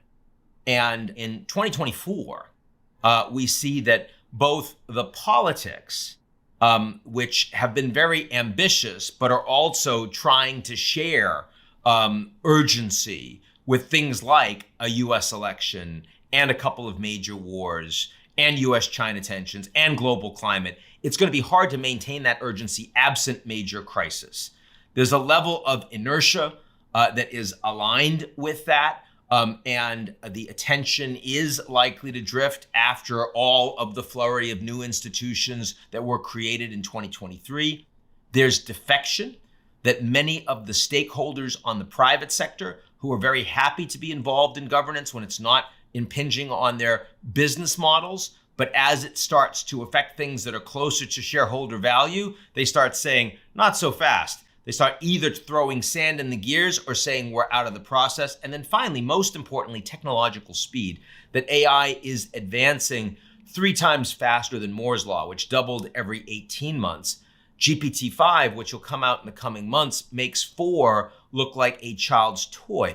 And the reason these things are important is because these tools will be in the hands of a very large number of governments and institutions and individuals. It's not like nuclear weapons where you can limit the proliferation of the most advanced models. That's not going to happen. And some of those people are going to be tinkerers that aren't going to be careful in how they deploy them. Some of those will be corporations that have business models that don't care about the secondary and the tertiary effects on populations. Some of them will be bad actors, criminals, and terrorists.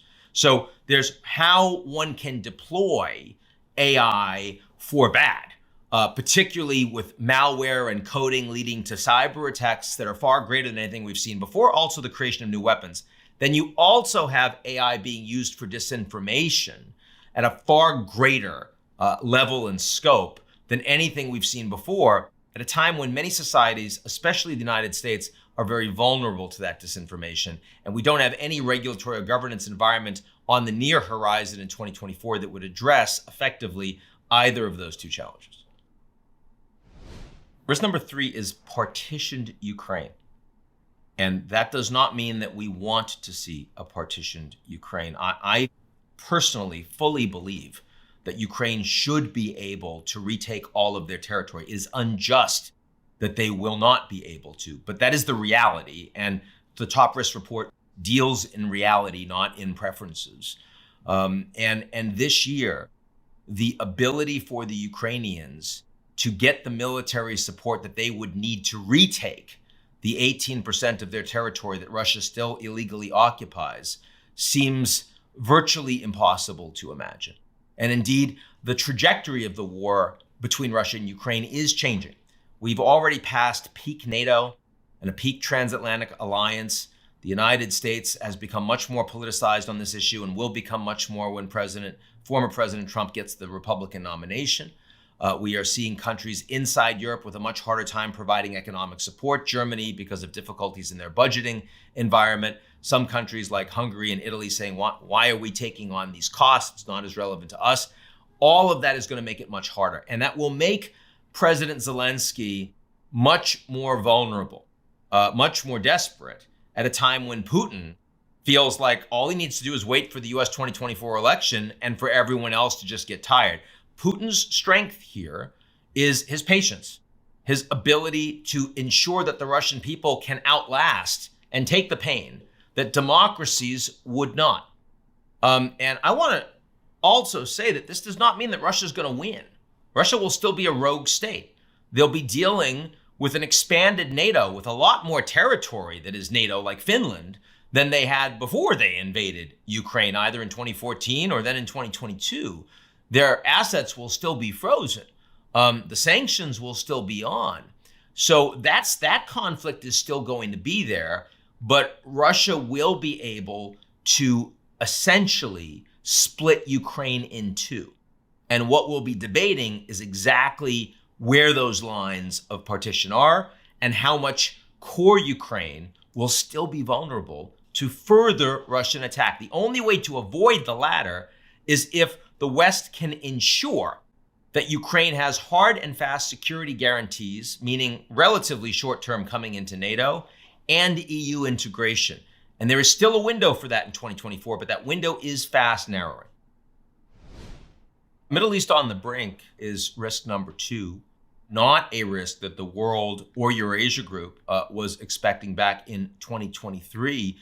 This was a world of the Abraham Accords with Israeli normalization of relations, breakthroughs with other countries. This was a world of the Gulf Cooperation Council coming together, as opposed to the big fight and the blockade on Qatar by the Saudis and the Emiratis. This was a world where the Chinese were brokering diplomatic breakthrough between Iran and Saudi Arabia. Everything seemed to be working for the Middle East, except nobody cared about the Palestinians. And that blew up very dramatically on October 7th, helped along by the fact that Israeli Prime Minister Netanyahu was more focused on his own personal survival, avoiding jail, judicial reform, and supporting a very hardline coalition partner that wanted to expand territorial access in the West Bank, illegally taking land away from the Palestinians and therefore taking attention away from Gaza and border security. All of that led to the worst violence that the world has seen against Jews since the Holocaust just 3 months ago. But in 2024, it is very hard to imagine that the war will be contained to Gaza. And there are many ways that it can escalate. For example, through the northern front with Hezbollah, the Israelis seeing themselves isolated all over the world, and even a majority of Democrats in the US more sympathetic to the Palestinian cause. The Israeli war cabinet is saying, this is our opportunity. We have to make sure that we degrade not just Hamas, but also an organization like Hezbollah and push them back from the border in accordance with Security Council resolutions that have never been enacted to date. Also, the Houthis in Yemen, who continue to engage in attacks against shipping and against the United States, despite America's efforts to deter them, likely to lead to the Americans attacking their bases in Yemen itself, which will expand the war. Then you have Iranian proxies, Shia militants in Syria, in Iraq, who are engaging in more attacks against the United States and allies. As we see American servicemen and women getting killed, the Americans will respond. And then finally, the millions upon millions upon millions of Muslims in the region and around the world, including in the US and Europe, who are becoming radicalized as a consequence of this violence. And some of them will turn to violence of themselves. Some of them will be lone wolf attacks. Some of them will join terrorist organizations. All of those are avenues of escalation of this war beyond Gaza. Now, the worst that could happen would be a direct war between the United States and Iran. And thankfully, we are several steps of escalation away from that. That would mean $150, $200 oil, global recession. Trump clearly wins the election. But we are not going to stay at just Gaza. And somewhere in between those two extremes is where we are likely to be testing Middle East instability over the course of the coming months. The top risk for 2024 is the United States versus itself. Another major confrontation, in some ways very akin to what we're seeing between Russia and Ukraine, what we're seeing between Israel and Hamas, because you have two antagonists that see each other as existential adversaries and who are not sharing basic understanding of facts and what they're fighting over. And there's no possibility of diplomacy bringing the two groups together. That is playing out very unfortunately in my own country, the United States right now. The US is the only advanced democracy in the world that is incapable of ensuring a free and fair, peaceful transition of power through an election, which is fundamental to any well-functioning democracy. But it's not where the Americans are right now. If you look at the level of trust that Americans have for all of its major political institutions, they are decreasing year after year and reaching unsustainable territory, happening in the middle of an election with two deeply unpopular leaders, one of whom has said that he is not prepared to accept the free and fair outcomes of an election. Now, in any well-functioning democracy, that would be the number one issue being discussed. But the United States is not a well-functioning democracy. So a couple things are happening here. The first is that when Trump gets the nomination for the Republican Party, it's not 100% ensured, but it's very close, and that's going to happen in the next few months, he will become significantly more powerful immediately. All of the Republicans in leadership will declare loyalty to him. He'll have the Republican media, right-wing media. He'll also have a lot of money to be able to run that campaign. And that means that his policies, like in cutting off Ukraine, like in threatening and belligerence towards the Iranians, like in how he's going to close the border, treatment of Muslims, all of this will suddenly become not just ideas that are floated by a presidential candidate, but the policies of the Republican Party, of half of the US political spectrum. That will lead to a lot of risk internationally. That's number one. Number two, there's so much more at stake for these leaders in this election. If Biden loses, he and many of his closest advisors believe they will face legal jeopardy themselves because Trump will work to politicize the IRS, the Department of Justice, the FBI, and use them against his opponents, which also will have a chilling effect, a neo-McCarthyite chilling effect on the airing, the voicing of opposition policies and support for a large strain of the American population, where if Biden wins, Trump faces jail. And that means that if he thinks it's going to be close, if he thinks he could lose, he will do everything in his power to rally his supporters to interfere with that election outcome, to undermine it. And that also means, especially with the presence of chaos actors that oppose the United States around the world, that the US election is itself an incredibly attractive, soft homeland security target that is hard for the Americans to defend. And when I speak to leaders of the US intelligence community, they tell me they're more worried about that than they are about China or Russia or other major foreign policy national security threats to the United States. All of that together makes it very clear that the United States versus itself is the number one risk in our report for 2024.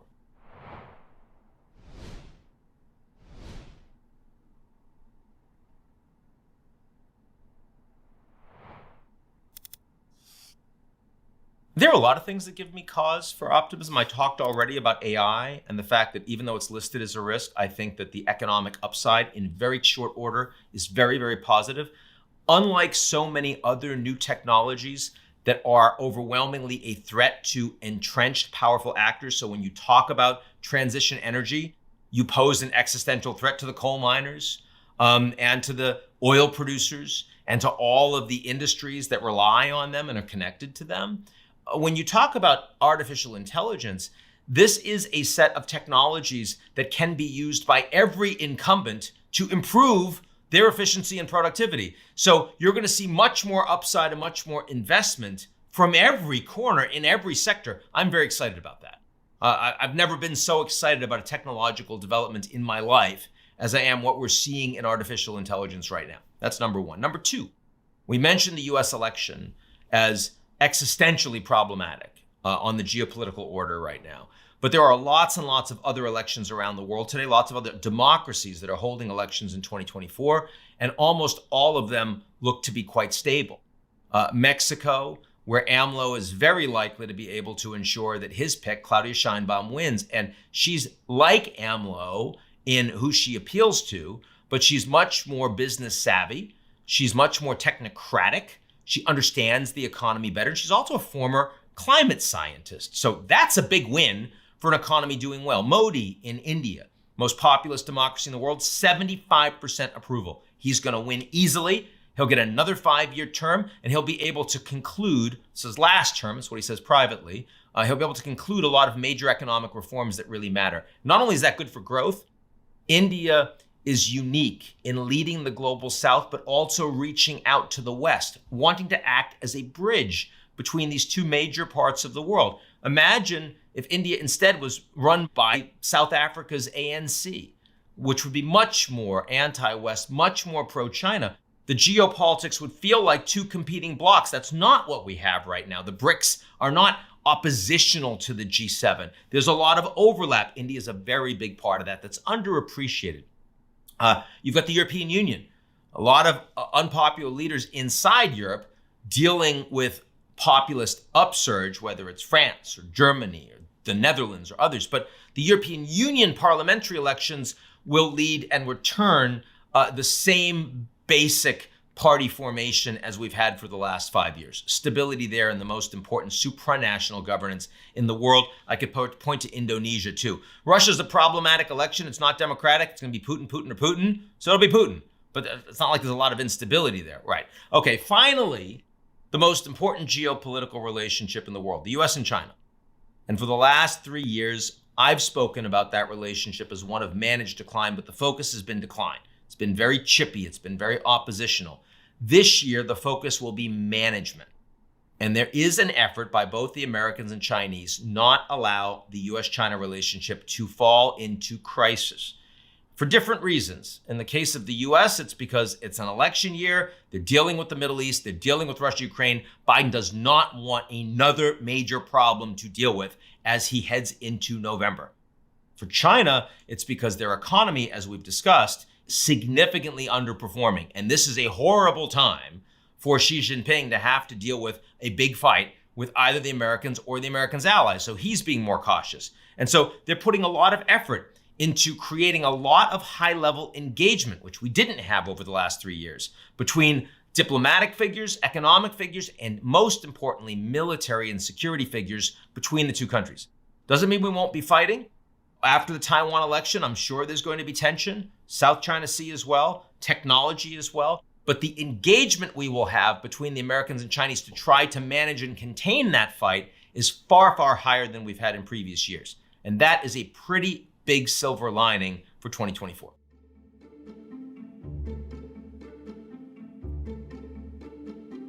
Want to dive deeper? Become a Big Think member and join our members-only community. Watch videos early and unlock full interviews.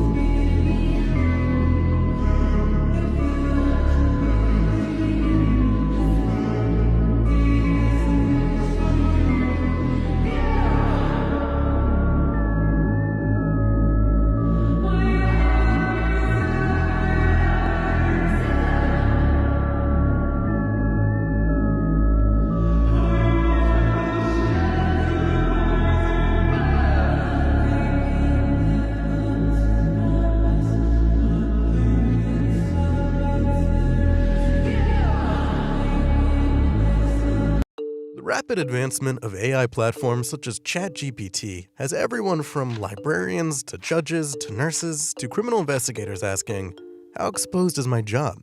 Lots of people are interested in understanding what types of jobs are going to be affected by AI, what policy responses we might want to think about from a societal point of view.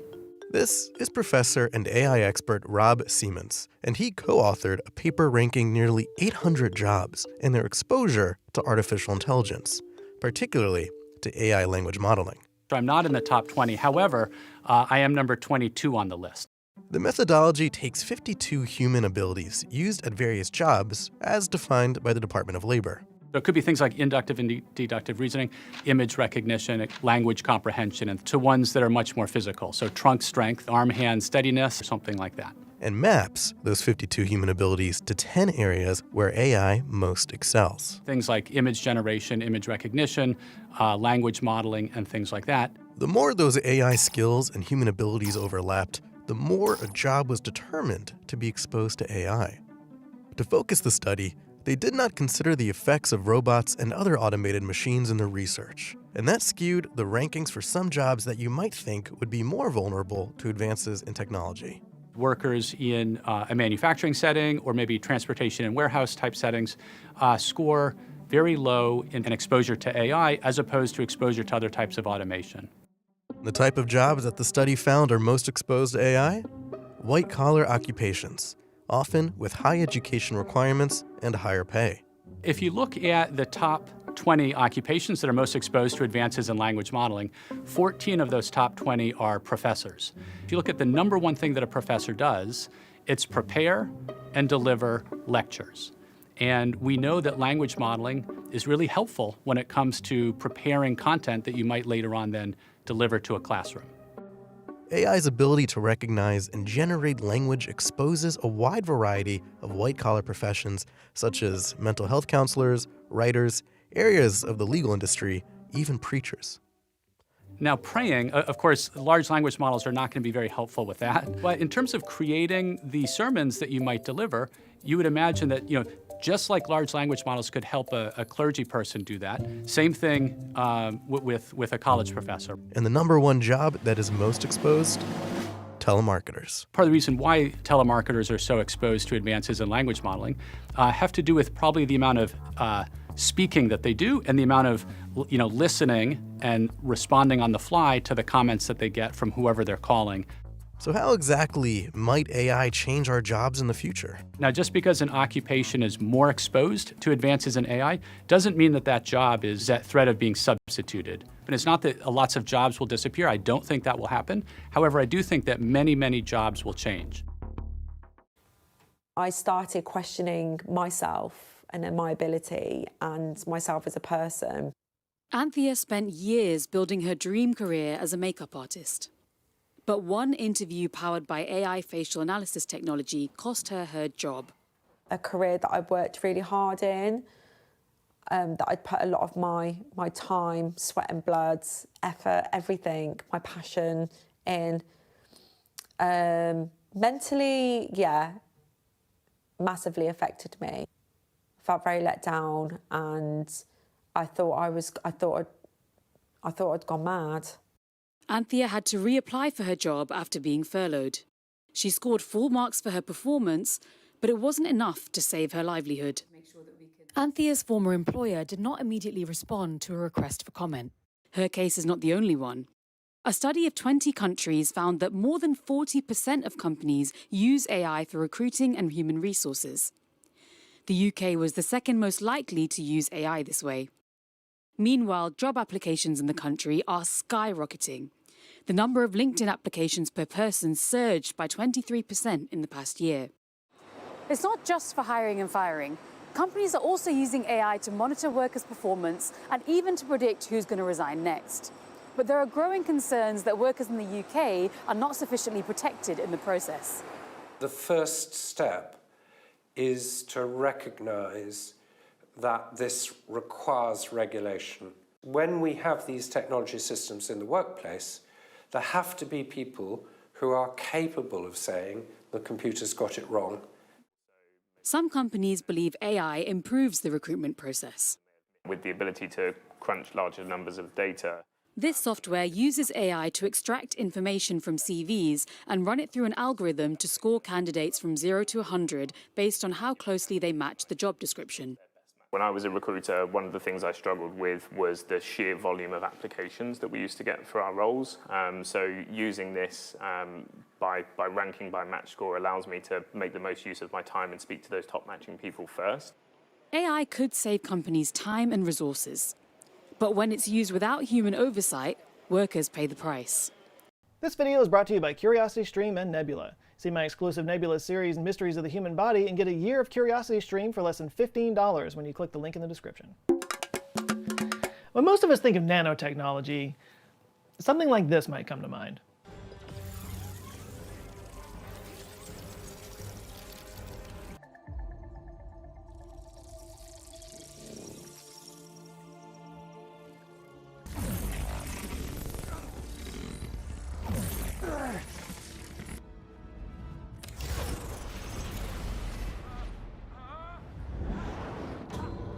Yeah, nanotech in films and movie are basically just future magic, just some wondrous technology that can do anything we can think of and make the impossible possible. And that's not really a far cry from how we treat it in real life, too.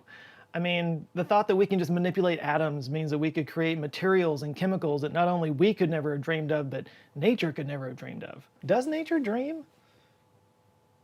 Or are we the dream of nature?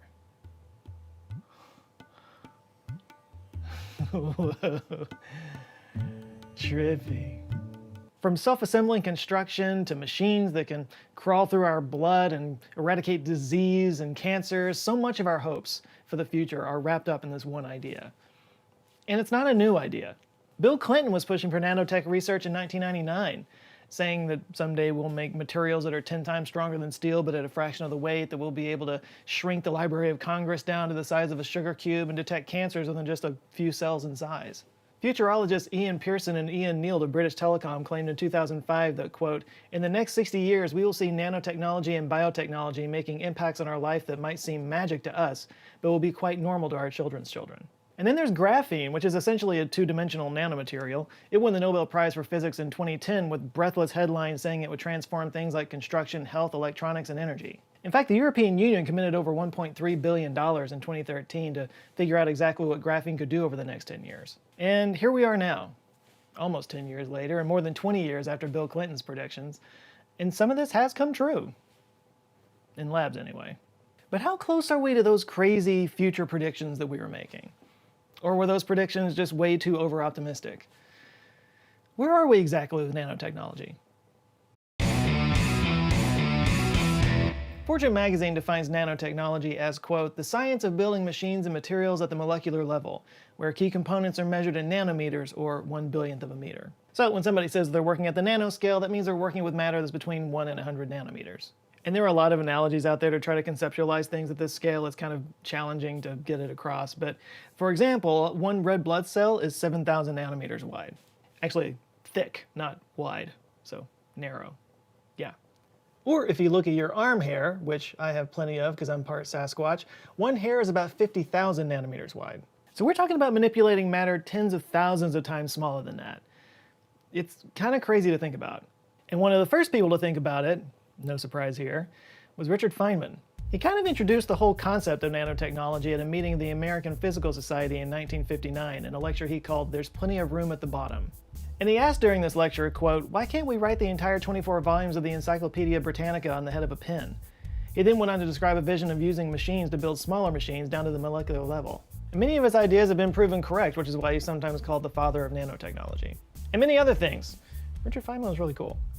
In 1974, Japanese scientist Norio Tamaguchi first used and defined the term nanotechnology as, quote, "mainly consisting of the processing and separation, consolidation, and deformation of materials by one atom or one molecule." But things really took off in the 80s. In 1981, Gerd Benning and Heinrich Rohrer at IBM's Zurich lab invented the scanning tunneling microscope. This allowed scientists to create direct spatial images of individual atoms for the first time. They would later win the Nobel Prize for this in 1986. That same year, Benning, Calvin Quate, and Christoph Gerber invented the atomic force microscope.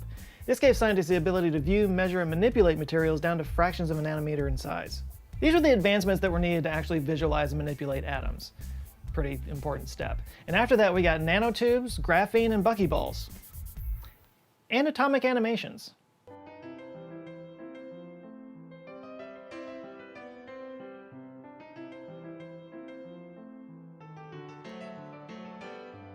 But there have been some practical applications that have made its way into everyday commercial products that you might not know about. For instance, nanoscale additives to fabric surfaces can provide lightweight energy deflection in personal body armor. And they can also help them resist bacterial growth, staining, and wrinkling. Nanoscale materials are starting to be used to create durable and washable smart fabrics. These fabrics can include flexible nanoscale electronics and sensors for health monitoring, energy harvesting through movement, and solar energy capture. Clear nanoscale films on cameras and computer displays, eyeglasses, windows, and other surfaces can help them keep residue and water off. They can also make them more antimicrobial, anti-reflective, chemically conductive, resistant to fog, scratch resistant, and protect users from ultraviolet or infrared light. Nanoscale additives and polymer composite materials are being used in automobile parts, baseball bats, bicycles, luggage, motorcycle helmets, and tennis rackets to help make them lightweight, durable, resilient, and stiff. That was a lot of nouns and adjectives. And maybe the most obvious use of nanotech is in computers and electronics. I mean, just look at what's happened to transistors over the years. Transistors went from 130 to 250 nanometers in size to currently around 5 nanometers in size. Although the Lawrence Berkeley National Laboratory did create a transistor with a working 1 nanometer gate in 2016. And as somebody is already typing in the comments, I'm sure, we're actually getting down to the point where we're reaching the theoretical limits because quantum effects are starting to kind of weirdify things. TVs are now using nanostructures to enhance colors. You might have heard of quantum dot TVs. I've seen them in stores, didn't really know what they were all about. But yeah, those do use quantum dots. They're nanostructures. And what they do is they absorb light over a certain range of wavelengths and then emit light in different wavelengths based on their composition or size. And then you have the aforementioned carbon nanotubes, which are cylindrical molecules rolled up into sheets of single-layer carbon atoms. They come in single-wall and multi-wall configurations, and they too have gotten a lot of hype over the years, with people touting the engineering miracles they would usher in. And they are starting to live up to the hype, improving the efficiency of things like the coating of wind turbine rotor blades, industrial robot arms, hulls, masts, and other parts of sailboats, bulletproof vests, and sporting goods like golf clubs, kayaks, and skis. And while we may not have microscopic machines coursing through our veins just yet, nanotech has been advancing the medical field in significant ways. For example, carbon nanotubes can serve as gene delivery vectors in treating breast cancer, broken bones, and osteoporosis. Nanoparticles are used as antifungals and antimicrobials on medical equipment surfaces. They can function as catalysts and sensors for helping with imaging diagnostics. Dendrimers are biodegradable nanopolymers that can help with vaccine testing by acting as antigen carriers. They can even use nanotechnology to manipulate DNA, like in 2017 they did an experiment where they reprogrammed a mouse's skin cells into blood vessel tissue to save its leg.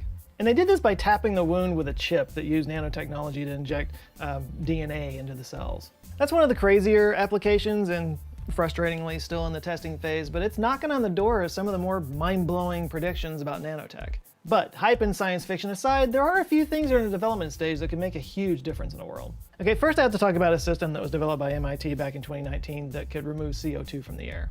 And yeah, I know I've talked about this before, but that's because, I don't know, it's just really cool to me. Because most CO2 capture technology is chemically based, and it takes a lot of energy, and needs giant fans to process. This is an incredibly energy efficient system, and I think it could be a game changer. It basically moves air through a stack of charged electrochemical plates lined with a layer of polyanthraquinone composed with nanotubes. And simply put, when you run a charge across it, the nanotubes attract CO2 while the rest of the air passes through. Once it becomes saturated, just turn the charge off and collect the CO2. From there, it can be compressed and used in a variety of applications, or injected underground for disposal, or turned into carbon neutral fuel. It's seriously one of my favorite things that I've ever covered on this channel, and it's kind of frustrating that it's not on the market yet, but I'll be okay. And remember when I talked about quantum dots and TVs? Now imagine them in fish. The dots, not TVs. That would be some really fishy TV. There should be a channel called Fishy TV. I wonder what kind of shows they would show on it.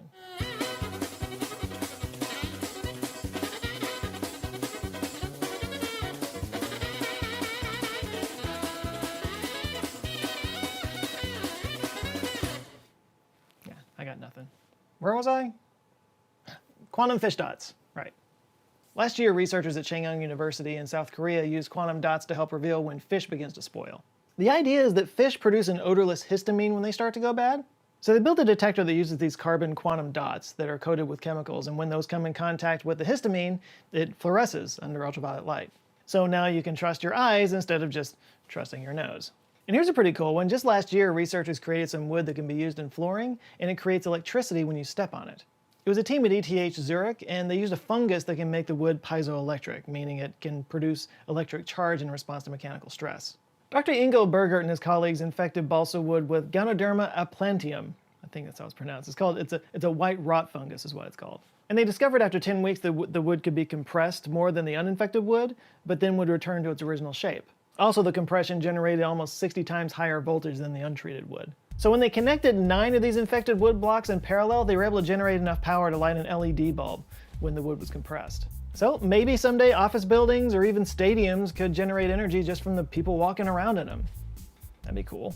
Speaking of energy efficiency, some researchers are working on a way to use nanotechnology to make aircraft more efficient. They showed last year how adding graphene oxide nanoparticles to liquid ethanol can boost the fuel's burning rate by up to 8.4%. They say that the nanoparticles increase the atomization of the fuel, which can both increase power and lower amounts of carbon emissions. And last but very not least, some researchers are combining nanotechnology with artificial intelligence to create precision cancer medicine that can target specific cancer cells without harming healthy tissue. So all good things, very cool things that can make our lives better, though nothing quite as crazy as what we see in the movies. That doesn't mean it's not without its downsides, because every atom-sized rose has a proton-sized thorn. For one thing, nanoparticles used in medicine could become toxic after entering the body, depending on their chemical and physical properties. I mean, sure, nanotechnology might be able to curb diseases and illnesses, but we don't know for sure what the long-term effects are and how they could affect the body.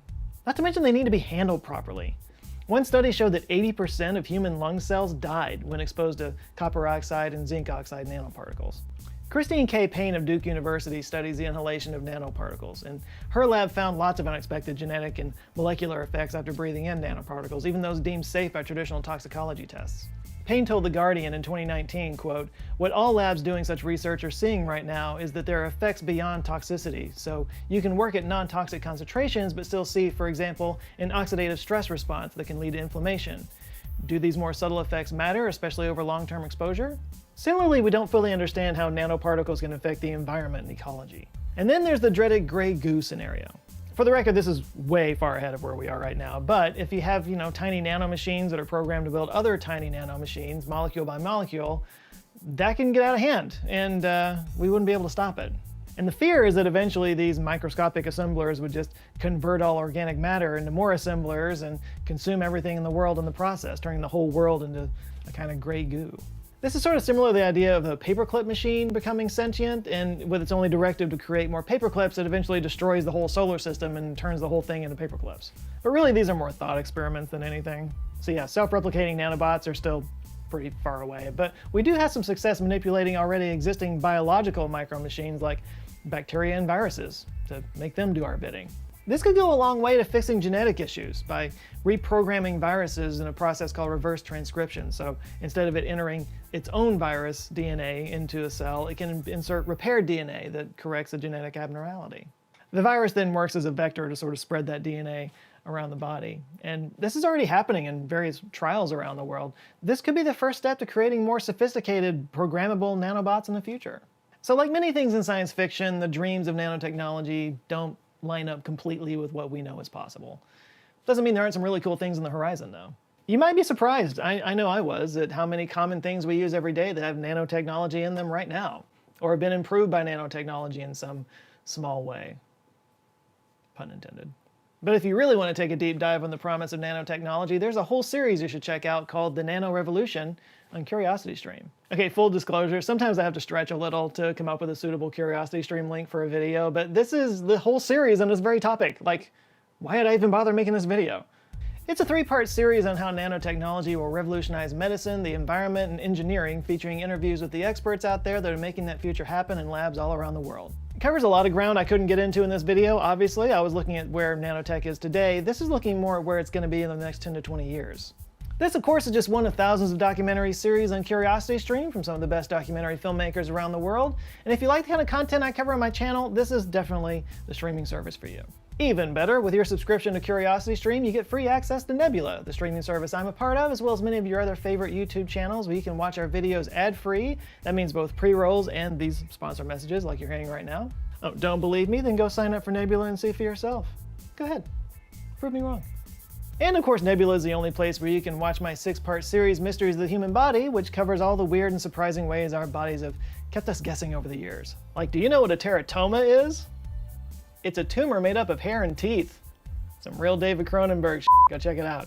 And you, dear viewer, can get this bundle for 26% off an annual subscription, making it a grand total of $14.79. That is not per month, that is per year for 2 streaming services. Yeah. So if you're curious, just head over to curiositystream.com/JoeScott to get started. It's seriously the best streaming deal on the planet, and I recommend both services. I enjoy both of them. I think you will too. So yeah, curiositystream.com/JoeScott. Do it. You'll like it. Big thanks to CuriosityStream for supporting this video, and a huge shout out to the Answer Files on Patreon, who are forming an awesome community, being really cool people, and helping me out in so many ways. I can't thank you enough. There's some new people that have joined. Let me murder their names real quick. We got Mississippi Mishmash, Jose Chavez, Eric Weiss, James Joyce, Petra Kaur, Carl Lichtify, Carlos Fuentes, Robert Dennett, Andrew Mader, Elizabeth Titherington, Rashawn Bell, Joe L, Willie Hilly Billy, Michael H, and Cindy Akins. Thank you guys so much. If you'd like to join them, get early access to videos, get access to exclusive live streams, and access to an amazing community, you can just go to patreon.com/answerswithjoe. Please do like and share this video if you liked it. And if this is your first time here, Google thinks you might like this one. So give it a look, see what you think. Just click right there, it's a good thing.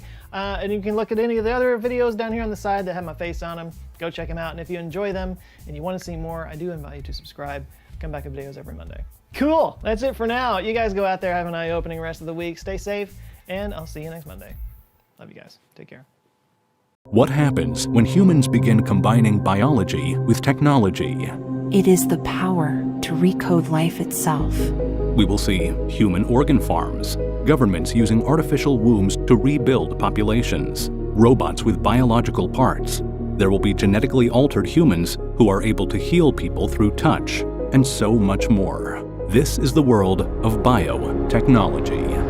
But what happens to our environment when humans begin to engineer life and they become an invasive species? And what is going on underground in the labs of biohackers hidden from regulations? And if human bodies are bioengineered, would we evolve into a new species of life altogether, becoming less human and more alien? Humanity will no longer be observers of nature, but the masters of it. This is the next phase in humanity's evolution, and it begins with bioprinting.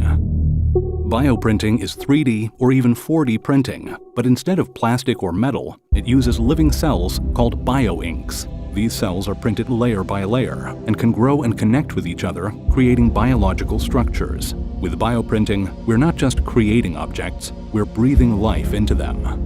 Bioprinting is the alchemist's dream come to life.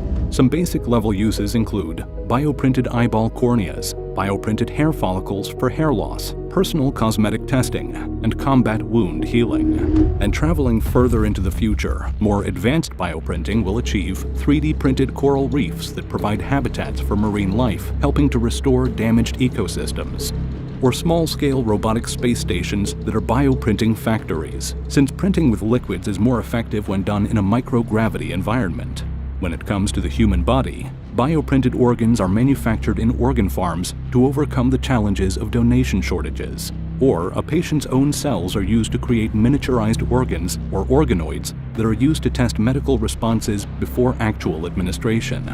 And bioprinted prosthetic limbs are designed to fit perfectly to the individual, using living tissue to improve integration with the host's body. Experiments are carried out in the field of cybernetics, where electronics are implanted into bioprinted pieces, creating cybernetic organs that are more advanced than natural ones, such as bioprinted lungs that are implanted with sensors and nanofilters that remove toxins from the air before it enters the bloodstream, or replacement bionic eyeballs that have built-in zoom or infrared vision. Patients of these experimental bionic eyeballs begin to claim they are having paranormal visions. After losing his sight in an accident, a former archaeologist receives a bionic cornea transplant. With his restored vision, he starts having visions, hallucinations, claiming to see the past and believing he has unearthed hidden secrets that could rewrite history. On the other side of the world, an unknown flesh-eating disease is wiping out regions of a country. A group of scientists use bioprinting to create a new type of skin that can survive the disease. Some people praise the scientists' efforts, while others question whether these people with a different type of skin are still part of the human race. Coming back to more basic biotechnology, there is the world of living architecture, where buildings are constructed with bioengineered materials that can self-repair, clean the air, absorb pollutants, and even reproduce. These buildings are also built using gecko-inspired adhesives and coral reef-inspired eco-concrete. Some of these new age buildings are even powered by biological batteries that use components such as bacteria to store and generate energy. But there are complaints of forced obsolescence, where companies are manipulating their biomaterials to deteriorate after a set period of time, forcing customers to continuously purchase replacements. High up in these bio-buildings, inside luxury apartments, walls are decorated with pieces of bio-art. Artists use living tissue and bioprinters to fabricate living and evolving works of art. These city bio-apartments that are near the ocean are protected from rising sea levels and storm surges by living seawalls. Genetically engineered corals and mussels are used to create living seawalls that grow and self-repair, protecting these coastal cities. And then there are bioluminescent lights, plants, bacteria, and algae that are engineered to glow in the dark, just like deep-sea creatures, replacing electric streetlights. But in a small town where bioluminescent lamps light the streets and purify the air, a sudden decay of the bioluminescent organisms causes darkness to fall. It is up to botanists and engineers to figure out what is killing the neon bloom and restore light to the town. Conspiracies spread that the lights have been biohacked and reprogrammed to release harmful pollutants. Elsewhere, a robotics company has built a robot with a bioluminescent skin that glows. The company tests using the robot in a museum, guiding people around the exhibitions. People question if human skin is next. Underground, biohackers are already a step ahead and are experimenting on their own bodies. Cyberpunks and biohackers work underground, hidden from government regulations. They experiment with implanting microchips into their arms and tattooing themselves with digital inks that display and shows off their online wear. They hack together and build biocomputers made from biomaterials and living neural tissue. Cyberpunkers hack and tune brain chips, disabling safety features for more extreme and unauthorized neural experiences. And they use their own DNA as storage devices, mimicking nature, able to store massive amounts of data. Under the city streets, there is a black market of new age substances. Biohackers engineer grapes that ferment into wine within minutes. And they create unregulated food that are resistant to pests and disease and are allergy-free. The biggest buzz is around self-replenishing food containers. These containers are made of living organisms that constantly regenerate their contents, effectively providing a never-ending supply of microfoods. These biohackers also mess around trying to freeze each other, hoping to bring the bodies back to life. People call them cryonic punks, and they have pets with edited genes to produce bioluminescence, making them glow in the dark.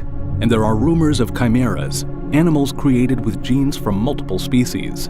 The name chimera comes from Greek mythology, a fire-breathing creature with the body of a lion, the head of a goat arising from its back, and the tail of a snake. Out in the real world, corporations are making older bionic prosthetic models obsolete, forcing users to upgrade, raising the question, who owns the limbs, the people or the corporations? These bioprinted prosthetic limbs fully integrate with the body's nervous system, providing a sense of touch and more natural control. Militaries have voluntary amputations. Governments use bionic limbs to create super soldiers. A young boy, paralyzed in an accident, learns to walk again with the help of a bioexoskeleton. Every bionic prosthetic and bioexoskeleton comes with a registration tracking number. In government-controlled labs, scientists are testing advanced artificial womb technology. This includes pod devices designed for more reliable external pregnancy and gestation, a process known as ectogenesis. In a world plagued by infertility, artificial wombs have become humanity's hope. Wealthy individuals outsource childbirth to large womb farms. Governments facing population collapse have their own farms too. And conspiracies circulate of a dictator obsessed with his legacy, using artificial wombs to create numerous offspring, aiming to rule eternally and become an immortal dictator. Other fields that use artificial womb technology include space colonization, military use, and endangered species revival. And there are experiments being carried out in the field of extended gestation, where a body is left in the artificial womb for a longer period of time to enhance natural cognitive and physical capabilities. The next multi-trillion-dollar industry is in bio-hybrid robots. These are robots that are made with biological tissue, providing more flexibility and energy efficiency. One corporation is developing biomimetic robots that can blend in and camouflage with nature and even interact with animals. The corporation says that these biorobots are for environmental monitoring or biological research. but there is a concern that they will unintentionally become an invasive species, disrupting ecosystems, leading to the extinction of native animals. While others worry that the biohybrid robots can be used for espionage and spying, such as drones or robots that mimic a bird so well that another bird is not able to tell that it's a machine. These types of robots can be used to breach sovereignty, where governments deploy invasive biohybrid animals to infiltrate and undermine the autonomy of other nations, while advanced biohybrid robots become capable of rapidly producing harmful bacteria and viruses. After a nuclear-scale bio-waste catastrophe, biohybrid robots immune to radiation are humanity's best chance at survival. They scavenge resources, rescue survivors, and clean up biohazard waste. The first biorobot becomes a restorer of extinct animals, carrying DNA and birthing lost species. These are the neo-humans, real-life X-Men. People, mostly biohackers, who are no longer considered human. They represent an entirely new species. After winning a bio-lottery, this is the first person to become a human insect repellent. He inhaled an engineered virus that delivered the CRISPR components and targeted gene sequences into his skin cells and sweat glands, where pheromones are now produced that repel local disease-carrying insects. A singer has her vocal cords and resonating chambers bioengineered to produce an unhuman range of sounds, turning her into a living musical instrument. A biohacker becomes a living canvas, using biofabricated skin pigments that change in response to light, temperature, and mood, displaying moving images and art. People are able to grow food on their own bodies. And marine biohackers are hacking their own bodies with genes from marine animals, creating bioluminescence and gill-like enhancements to breathe underwater. There is a new age Wolverine who is resistant to bone fractures thanks to bioengineered collagen enhancements, and he is capable of rapid regeneration with human tissues that are engineered from reptiles and heal at an accelerated rate. People are bioengineering themselves to age backwards by manipulating telomeres and cell regeneration. A person claims to have the ability of splitting their consciousness by using organic brain augmentations to perform multitasking on an unprecedented level. And the first person is capable of healing others through touch by transferring regenerative cells. Biotechnology is the drafting table where nature's blueprint meets human design. It is the recoding of life itself. This is the next phase in humanity's evolution.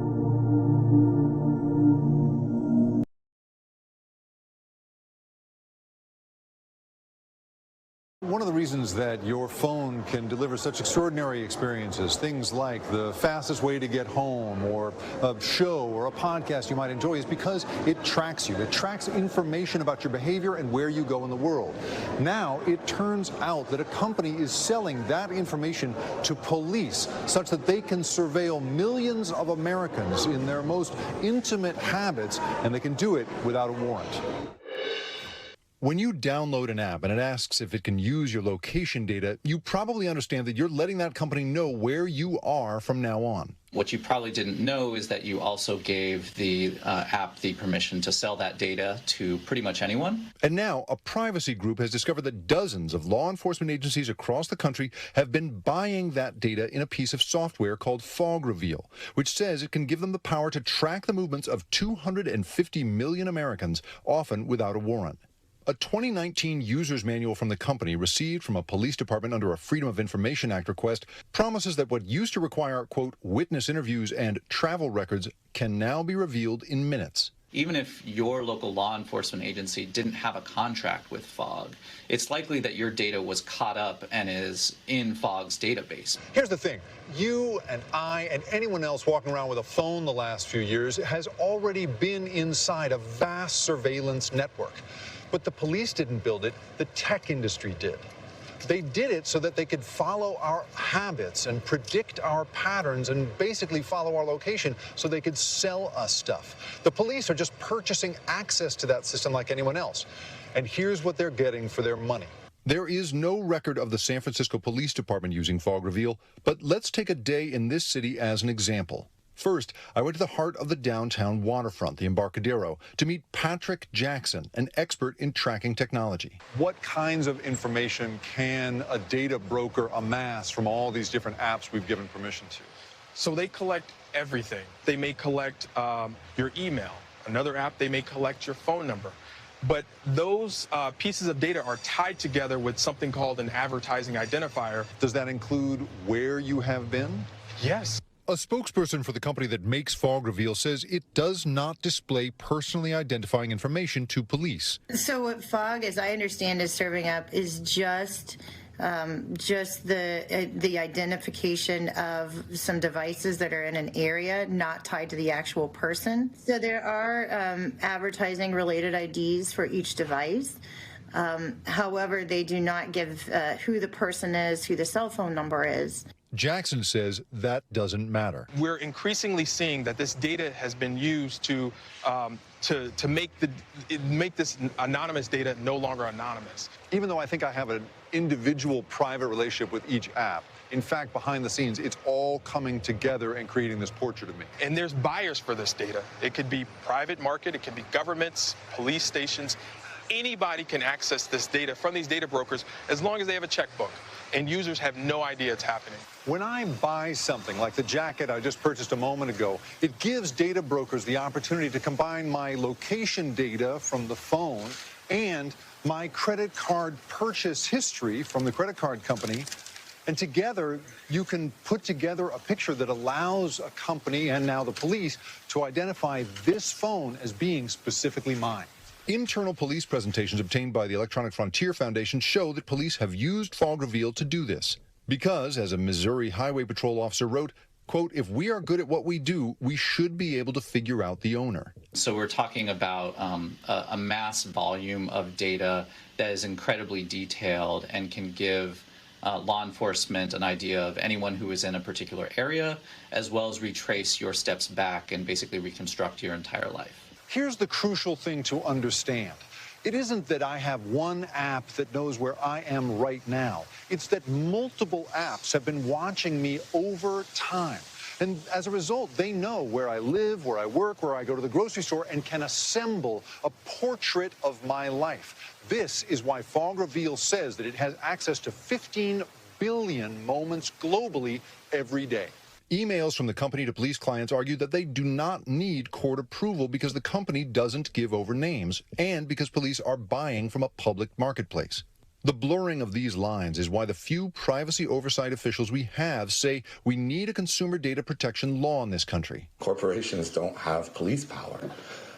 It's way different when there's somebody with, the authority of law and a badge and a gun that could take away your liberty and even potentially take away your life. Meanwhile, Fog Reveal is still in use.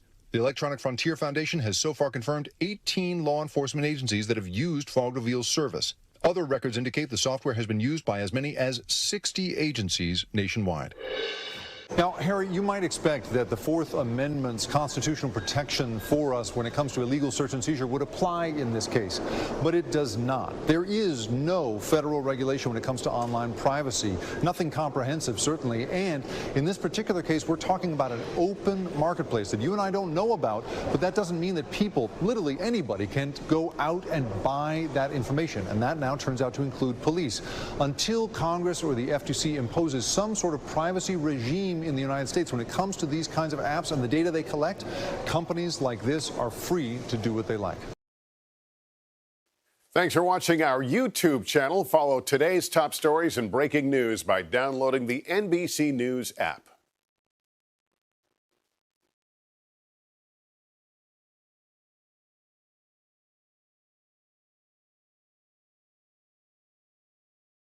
You are unique. Your eyes cast a warm brown glow. Your voice carries a soft tone. Your nose creases when you smile. But the things that make you unique can also be used to track you. And in China, your appearance, the technology you use, and the sound of your voice are all types of information the Chinese government collects. The scale of this surveillance and the infrastructure supporting it are larger and more elaborate than previously known. For over a year, the New York Times has analyzed more than 100,000 government bidding documents.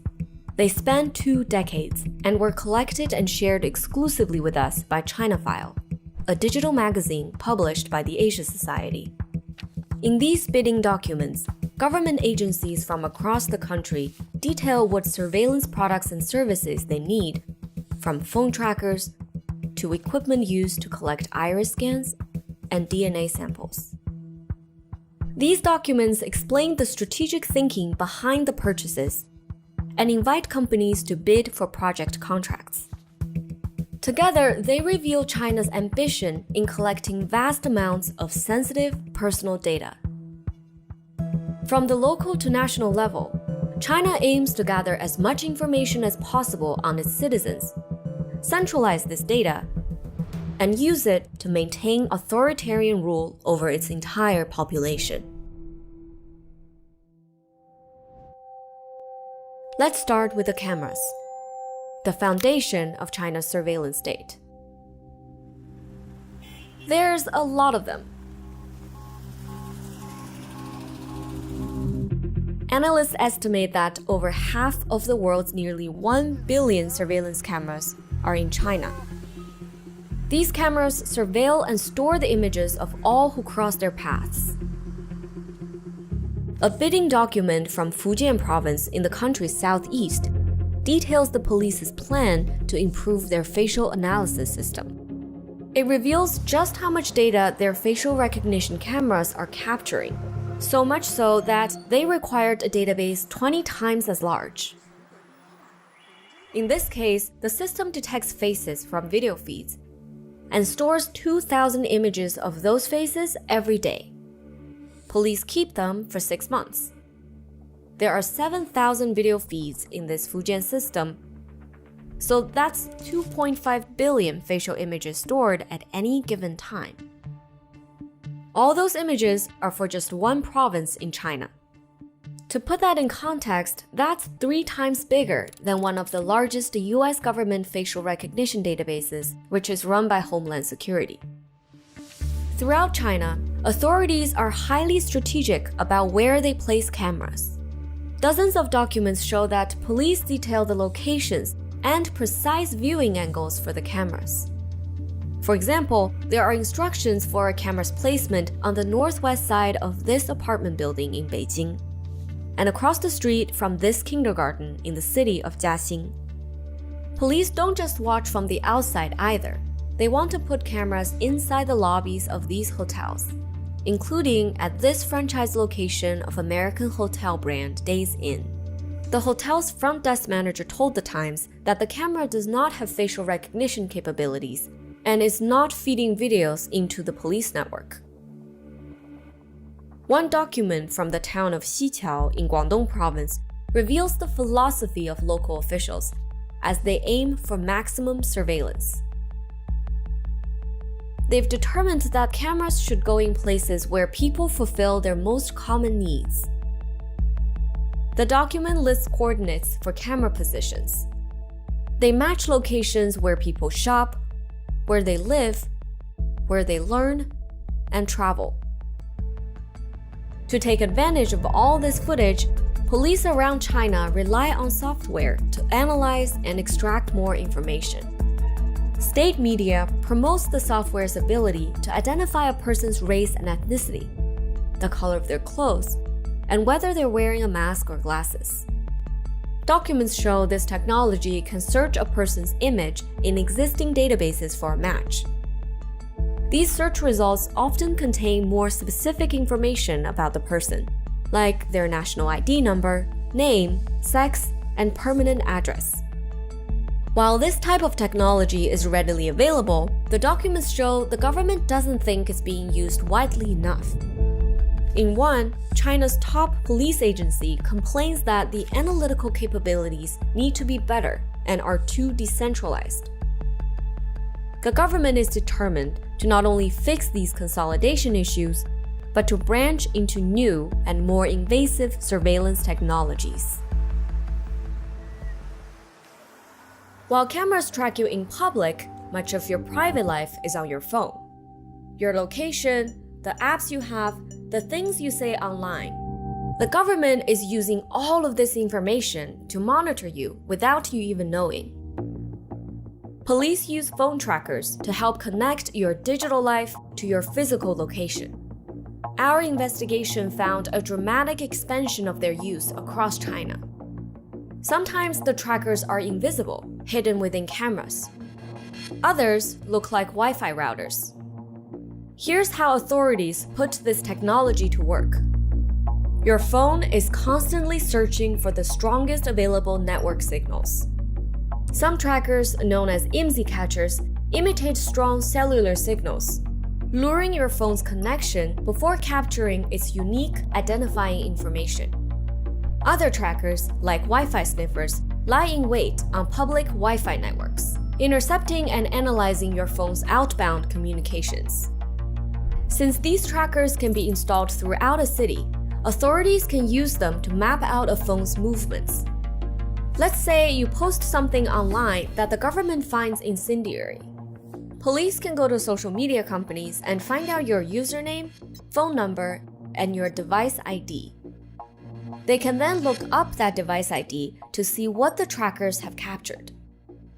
This way, police can find out where you've been and where they might be able to find you.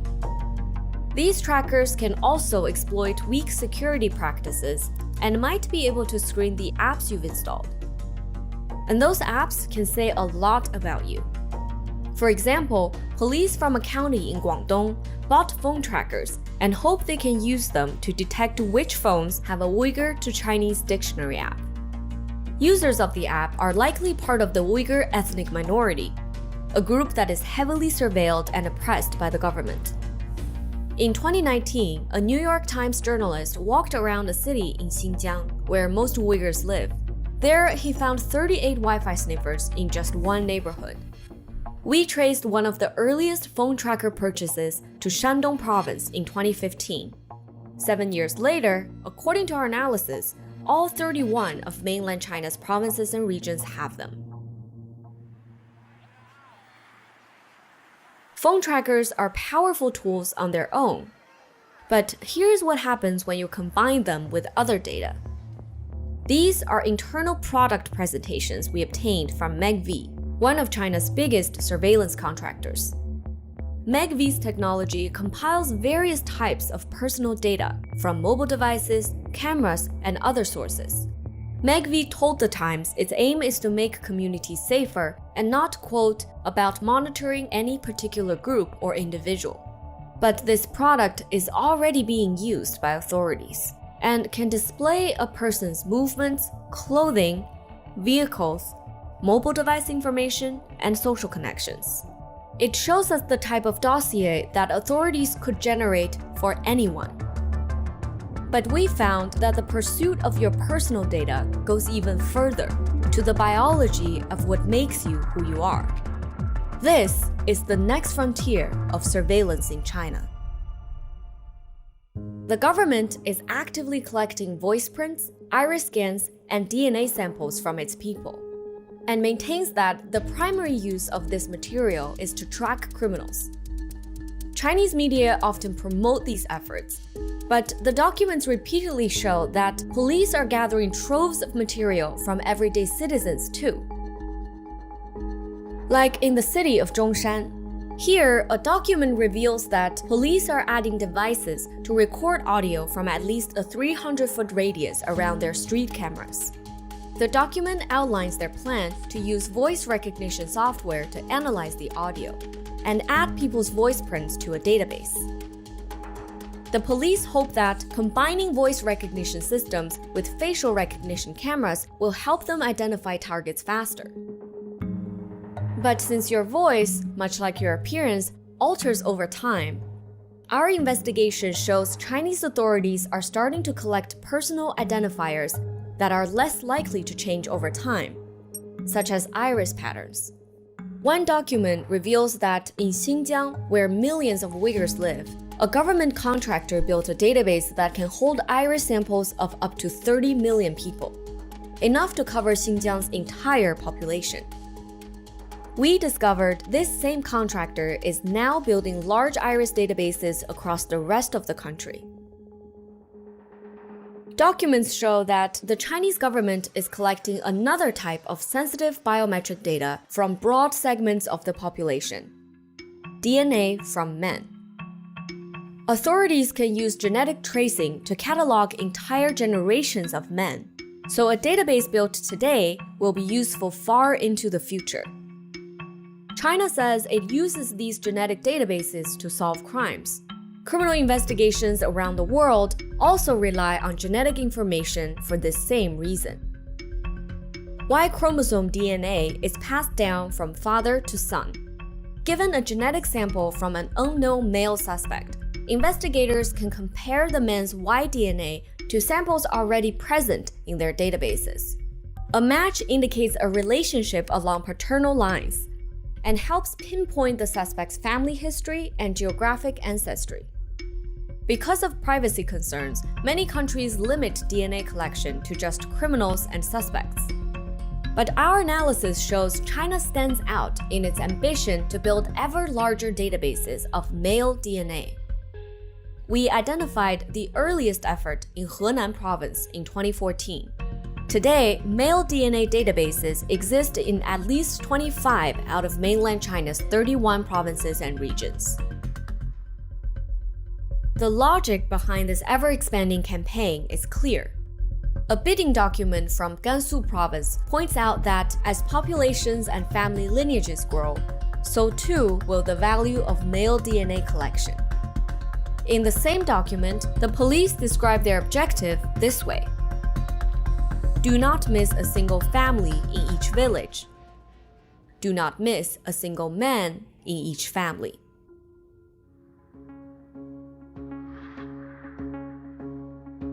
From faces to DNA profiles, iris scans to voice prints, the Chinese government is consolidating vast quantities of unique, personal data with one ultimate goal: to build a comprehensive profile for each citizen, accessible anytime, anywhere, up and down the ranks of the government.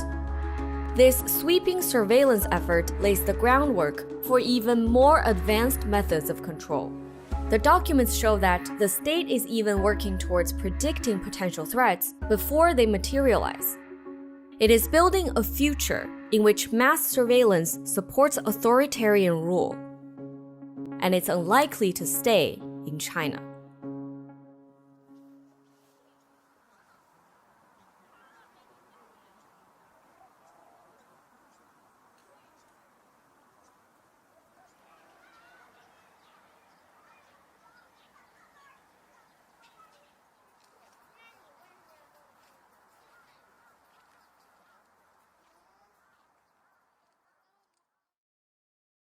Hi, this is Mu Yi, one of the producers of this video. Our team spent over a year analyzing more than 100,000 government bidding documents to reveal how China's surveillance state is seeking sensitive personal data at an unprecedented scale. We also obtained internal presentations from a security contractor and reviewed police manuals and state propaganda. We'll have more coverage of China's invasive surveillance efforts, including how officials are trying to predict the future to stop threats before they even materialize. You can see our ongoing coverage at the link on the screen.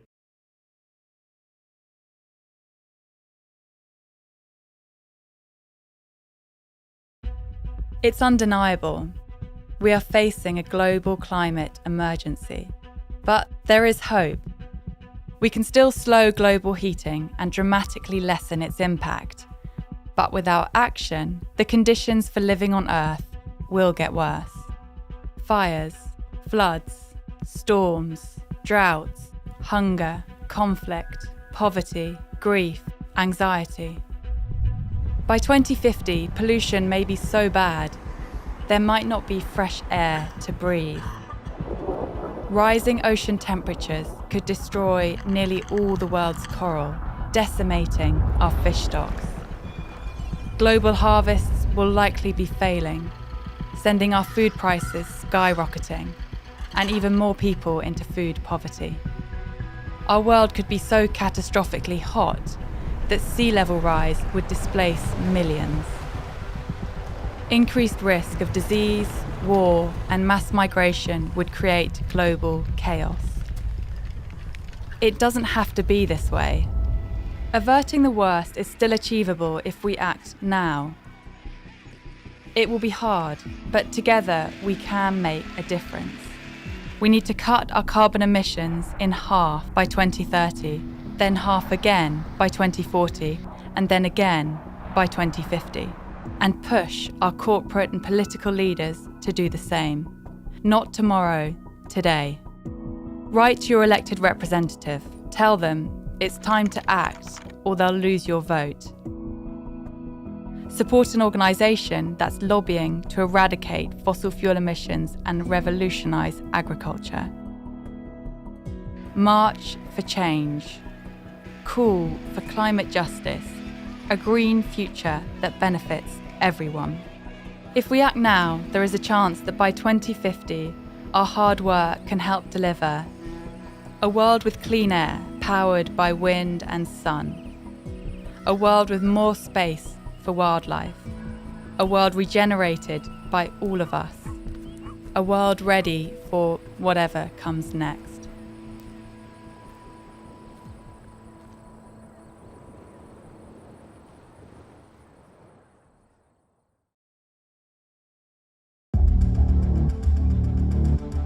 Three degrees. It can be the difference between snow and sleet, wearing a jacket or not. In your day-to-day life, it may not seem significant, but 3 degrees of global warming would be catastrophic. Heat waves, droughts, extreme precipitation, even fire. 3 degrees of warming is really disastrous. The scary thing is, the world is well on its way there. Since the Industrial Revolution, the Earth has warmed between 1.1 and 1.3 degrees Celsius. This is a problem that babies you pass in the street will have to live with. Children born today are up to 7 times more likely to face extreme weather than their grandparents. If global temperatures do rise by 3 degrees, what would their world look like?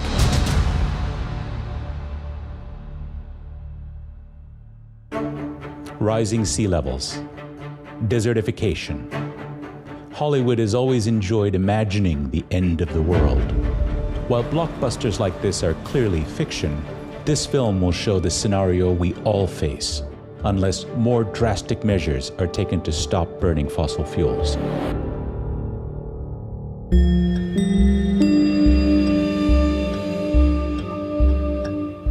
In some parts of the world, the effects of inaction are already clear. The slums of Bangladesh's capital are filling up with climate migrants. Minara comes from Bola district, an area in southern Bangladesh. There, like many other parts of the country, rivers swollen by heavier rain and melting Himalayan glaciers are washing away people's homes. Many, like her, have lost everything. Bowler বাড়ি তো জায়গা জমিনের শেষ ছিল না, অনেক জায়গা জমিন ছিল, অনেক ফসলের জমিন ছিল, বাড়ির জায়গা অনেক ছিল, বাড়িতে অনেক ফলমূল গাছ বিভিন্ন ধরনের অনেক কিছু ছিল, সব কিছু নিজের গাছের জিনিস মানে খেতে পারতাম। এখন তো আর ওগুলা খাইতে পারে না, ওগুলো তো নাই, নদী 3 ভাঙা দেওয়ার পরে ঢাকা চলে আইতে হইছে। বাড়িতে থেকে তো অনেক আরাম ছিলাম, মানে খুবই খারাপ লাগতো, মানে সহ্য করার মতো না, ঘর দুয়ার ভাঙ্গা নিয়ে চলে যাওয়ার মতো টাইম ছিল না। 1.1 to 1.3 degrees of global warming has already transformed Minara's life. It's one of the reasons why so many migrants like her are moving to the city each year. Nearly 400,000 according to the last estimate. And climate models show there could be much worse to come.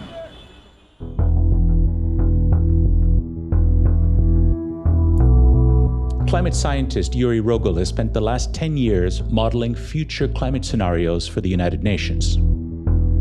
The models we use to carry out this exercise really represent the state of the art of our current knowledge of climate change and where we are heading. Yuri's projections use data collected by hundreds of scientists around the world. Here, this is the 3-degree level, and so there is at least a 1 in 4 chance that under current policies we would hit 3 degrees by the end of the century. This is just one of the scenarios Yuri looks at. Another one imagines that all policy promises are kept. The most optimistic assumes that all promises have been kept and net zero targets are met. Where our best estimate ends up around 2 degrees at the end of the century, there is still a 1 in 20 chance that we end up with 3 degrees instead. One wouldn't be entering a plane if there is a 1 in 20 chance that the plane will crash. A rise of 3 degrees would affect everyone. Even wealthy cities and rich countries wouldn't be immune to the consequences. European capitals like Paris and Berlin would bake under more extreme heat waves. Frequent storm surges in New York could turn parts of the city desolate. In many ways, cities magnify, intensify climate events. Cities are hotter than the places around them. They tend to be more vulnerable to flooding, and you can get a really bad event in a city in a way that you can't in the countryside. And because of their denser populations, disasters in a city affect far more people. Some cities might be badly prepared for the changes coming, but they have the means to adapt. Cities tend to be wealthier than surrounding places. They have a lot of amenities.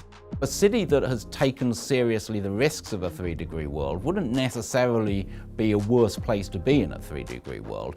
But a city that hasn't prepared for these sort of eventualities, that might be a really nasty place. So far, many developed cities have gotten off lightly, but some rural parts of the world are suffering disproportionately. Smallholders, small-scale farmers, are particularly vulnerable to climate change, and there are over 600 million around the world. Smallholders with farms under 2 hectares produce around 1/3 of the global food supply. Central America's dry corridor supports a mix of smallholdings and medium-sized farms. Sandwiched between the Pacific Ocean and the Caribbean Sea, the area is prone to droughts.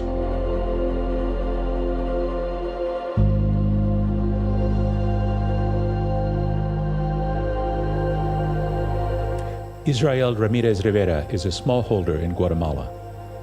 Here, climate change is making the dry seasons longer and more severe.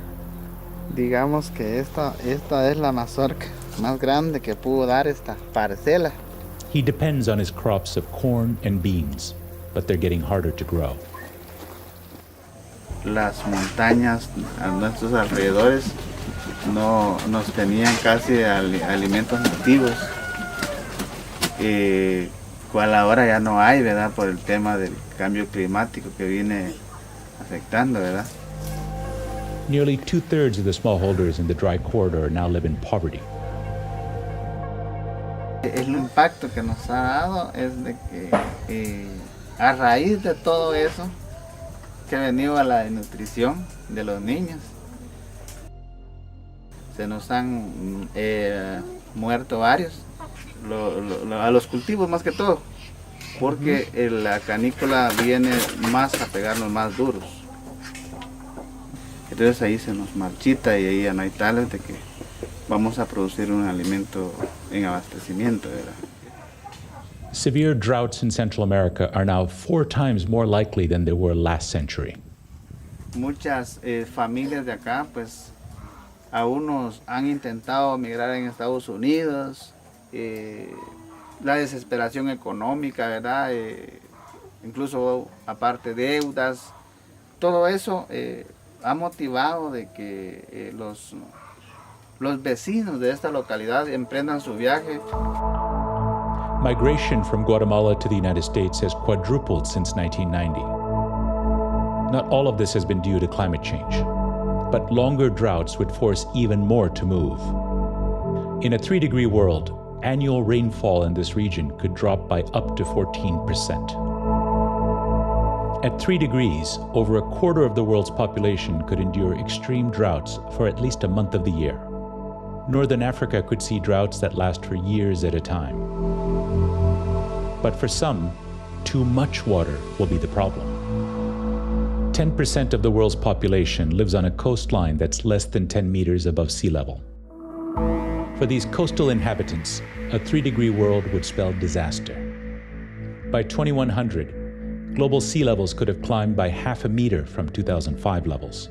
Low-lying cities like Lagos would be especially vulnerable, with up to a third of the population displaced. And in Fiji, rising waters are already upending lives.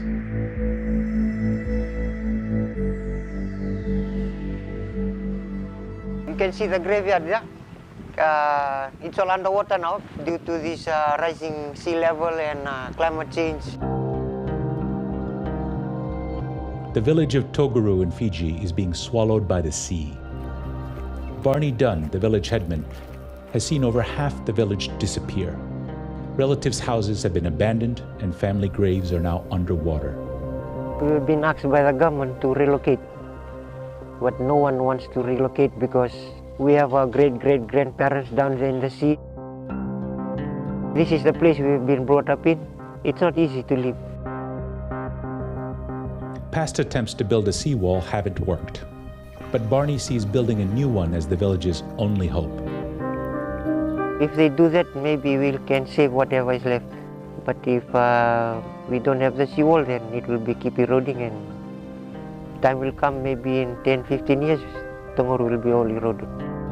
Rising seas also mean storms cause more floods, and many more countries could suffer.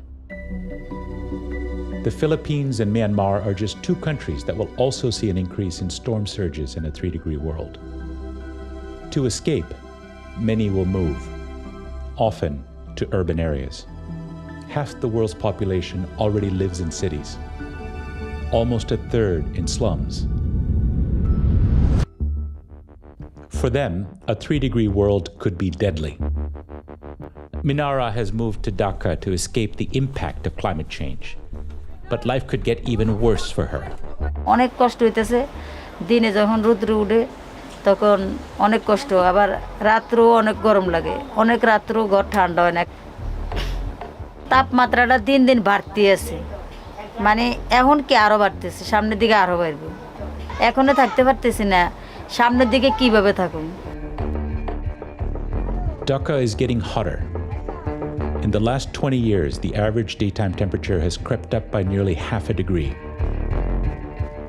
Days that approach 40 are now being reported. And high, so-called wet bulb temperatures are on the rise. A wet bulb temperature is a measure of heat and humidity. Humans cool themselves by sweating.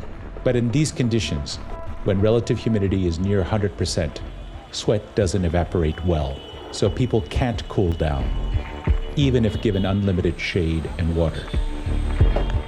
At a high wet bulb temperature, the body can't lose heat, and so it gets hotter and hotter. And the body is designed to work at a given temperature, and if it gets too hot inside, you will die. The human limit for wet bulb temperatures is 35 degrees Celsius, around skin temperature. Dhaka will have a much higher chance of reaching dangerous wet bulb temperatures if global warming reaches 3 degrees. You can't really adapt to that. You have to get out. If the temperature is so high that you can't work, can't do hard manual labor outside for significant parts of the year, then many places will become functionally no longer part of the economy. Jacobabad in Pakistan and Ras Al Khaimah in the United Arab Emirates have already recorded deadly wet bulb temperatures.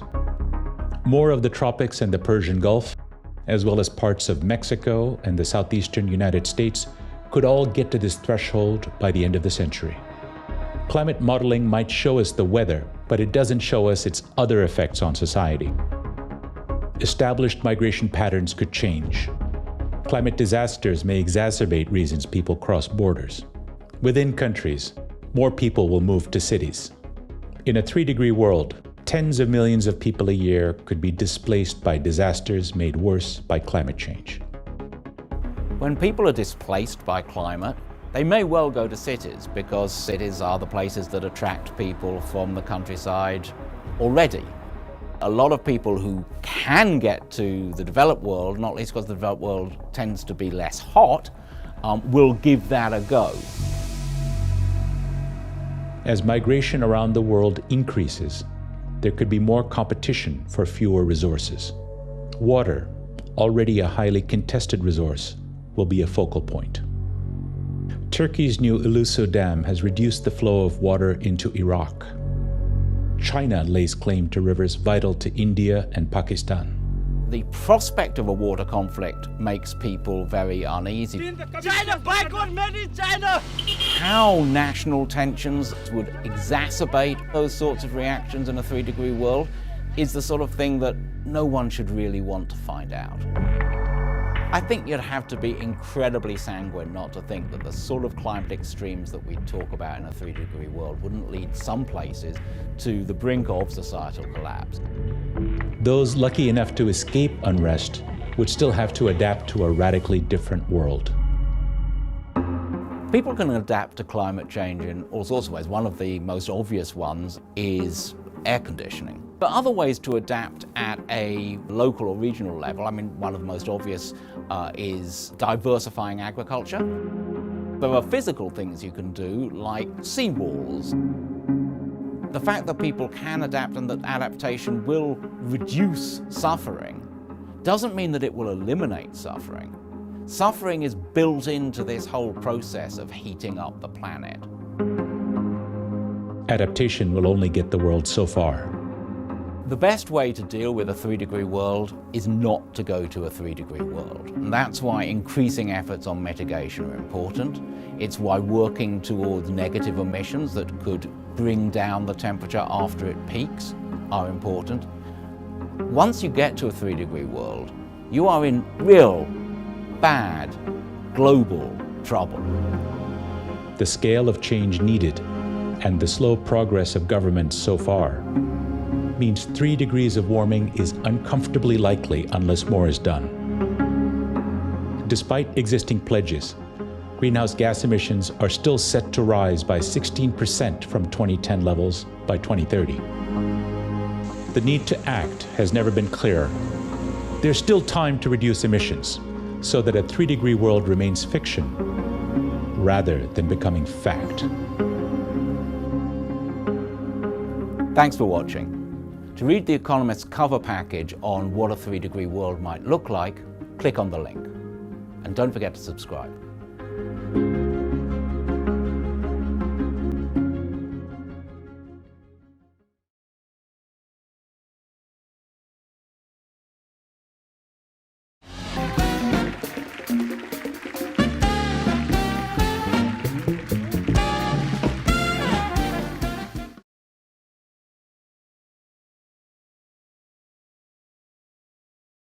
The rapid advancement of AI platforms such as ChatGPT has everyone from librarians to judges to nurses to criminal investigators asking, how exposed is my job?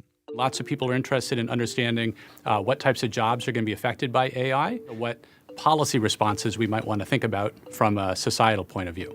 This is professor and AI expert Rob Siemens, and he co-authored a paper ranking nearly 800 jobs and their exposure to artificial intelligence, particularly to AI language modeling. So I'm not in the top 20. However, I am number 22 on the list. The methodology takes 52 human abilities used at various jobs as defined by the Department of Labor. So it could be things like inductive and deductive reasoning, image recognition, language comprehension, and to ones that are much more physical. So trunk strength, arm-hand steadiness, or something like that. And maps those 52 human abilities to 10 areas where AI most excels. Things like image generation, image recognition, language modeling, and things like that. The more those AI skills and human abilities overlapped, the more a job was determined to be exposed to AI. To focus the study, they did not consider the effects of robots and other automated machines in their research, and that skewed the rankings for some jobs that you might think would be more vulnerable to advances in technology. Workers in a manufacturing setting or maybe transportation and warehouse type settings score very low in exposure to AI as opposed to exposure to other types of automation. The type of jobs that the study found are most exposed to AI? White-collar occupations, often with high education requirements and higher pay. If you look at the top 20 occupations that are most exposed to advances in language modeling, 14 of those top 20 are professors. If you look at the number one thing that a professor does, it's prepare and deliver lectures. And we know that language modeling is really helpful when it comes to preparing content that you might later on then deliver to a classroom. AI's ability to recognize and generate language exposes a wide variety of white-collar professions, such as mental health counselors, writers, areas of the legal industry, even preachers. Now, praying, of course, large language models are not going to be very helpful with that. But in terms of creating the sermons that you might deliver, you would imagine that, just like large language models could help a clergy person do that, same thing with a college professor. And the number one job that is most exposed? Telemarketers. Part of the reason why telemarketers are so exposed to advances in language modeling have to do with probably the amount of speaking that they do and the amount of listening and responding on the fly to the comments that they get from whoever they're calling. So how exactly might AI change our jobs in the future? Now, just because an occupation is more exposed to advances in AI doesn't mean that that job is at threat of being substituted. And it's not that lots of jobs will disappear. I don't think that will happen. However, I do think that many, many jobs will change.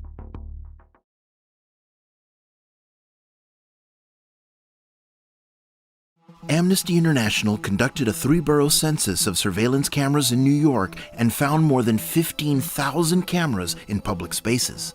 This is just the part of the iceberg we can see. A 2021 survey found that about 17% of American respondents own smart security cameras. Many were private doorbell cameras. When you look at how many other brands of cameras there are out there, we're probably talking about hundreds of thousands of cameras. These sensors have also become a lot more intelligent. They're able to identify moving objects, all of which makes the data much, much richer. Your life can be rewound and your secrets can be revealed. Wired spoke to several experts about the explosion of surveillance tech, how police use it, and what the dangers of it might be.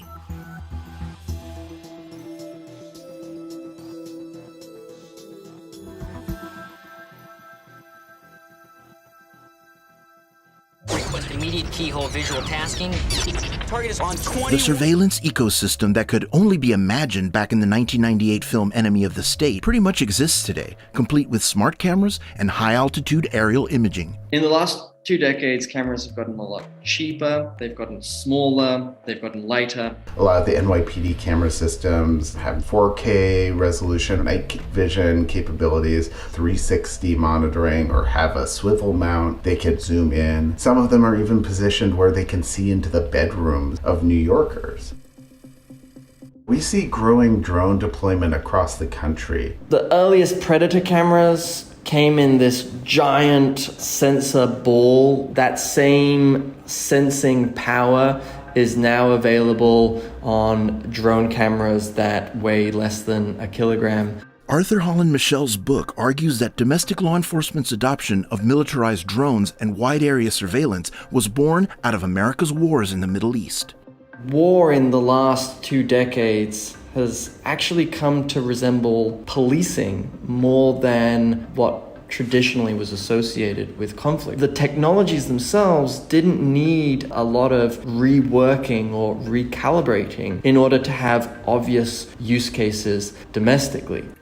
A single red kite unit can continuously image an entire city-sized area in medium resolution. This company's marketing video shows an example of persistent wide area motion imagery, or WAMI. It allows for the tracking of potentially hundreds of individuals simultaneously, so once an incident is observed, law enforcement can rewind and track persons of interest in the area all the way back to their homes. If you want to go back weeks in the footage and see everywhere an individual has been, you can do that because the camera is always recording the entire frame. If you map the route you take to school, to work, to church, or to a mosque, you can't get there unseen. And in the age of facial recognition, that means you can't get there untracked. We know that the NYPD's use of facial recognition is growing every year, and they're not an outlier. That's true for police departments around the country, and it's now increasingly common to see it used for graffiti, shoplifting, other low-level offenses. In fact, many major retailers have used or currently use image recognition cameras to monitor people in their stores. So, how does it work? Facial recognition works in very specific situations. For example, when we enter the airport in a passport control, and it uses face rec to check our face against our passport, because it has to check one image against another image. We call this a one-to-one comparison. On a public camera, for example, if you search for a specific person, for example, a robber, you're not doing a one-to-one comparison anymore, but you do a one to possibly thousands of faces. And there it becomes less reliable. The problem is that facial recognition depends a lot on the quality of the photo. If you're looking at someone straight on, if you have them well lit, if you have a high resolution image, it can be pretty accurate. But that's not how most camera footage comes in from crime scenes. You get blurry images taken at night, low resolution, from an off angle, just seeing the side of someone's face. Facial recognition is only as good as the data recorded and the database it's being compared against. The first type of database used in facial recognition are the ones maintained by law enforcement. There are also databases generated by departments of transportation, DMVs, that collects people's passport photo or driver's license photo. There have been cases where the law enforcement agency has a grainy CCTV image of an individual who they're looking for, and they may pass that to the DMV and run a facial recognition search. And the third category of databases is potentially the largest of all, social media. We see facial recognition firms like Clearview AI going onto social media sites like Facebook and Twitter and Instagram and just scraping data, taking our images in bulk, downloading them, ingesting them into their database. Chances are that whoever you are watching this right now, your image is in a Clearview AI database, and there's nothing you can do about it. Police are increasingly turning to so-called fusion systems to help them connect the dots, streamlining what once took countless hours of pavement pounding, video watching, and digging through various databases. And the more data there is out there, it becomes more and more complicated for our end users to really find information that they're looking for. Florian Matusek works for Genetec in Vienna. They make CityGraph, a fusion software system that pulls in various threads of data for law enforcement under a central display window. You could tell CityGraph, I want to see every time there was a theft reported in a radius of 500 meters. This gives you a very good filtering to find more relevant information, more relevant events by combining different data sources and show you this information on a map. Another big player in the intelligence fusion space is Microsoft, which helped expand the New York Police Department's in-house machine learning fusion system, initially developed to prevent terrorism after 9/11.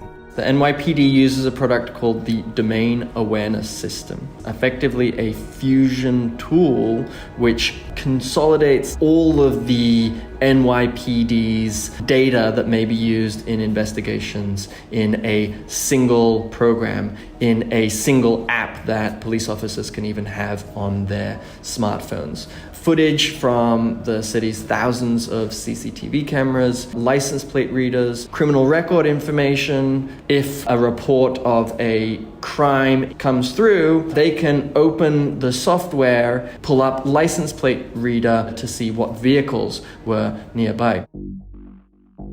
Not only is the data getting organized and the cameras getting smarter, they're all connected to the internet now. Now that may seem like not such a big deal, but once a CCTV camera is connected to the internet, that information can be shared widely and instantaneously. That makes these enormous repositories of data available to really anybody who has the access code.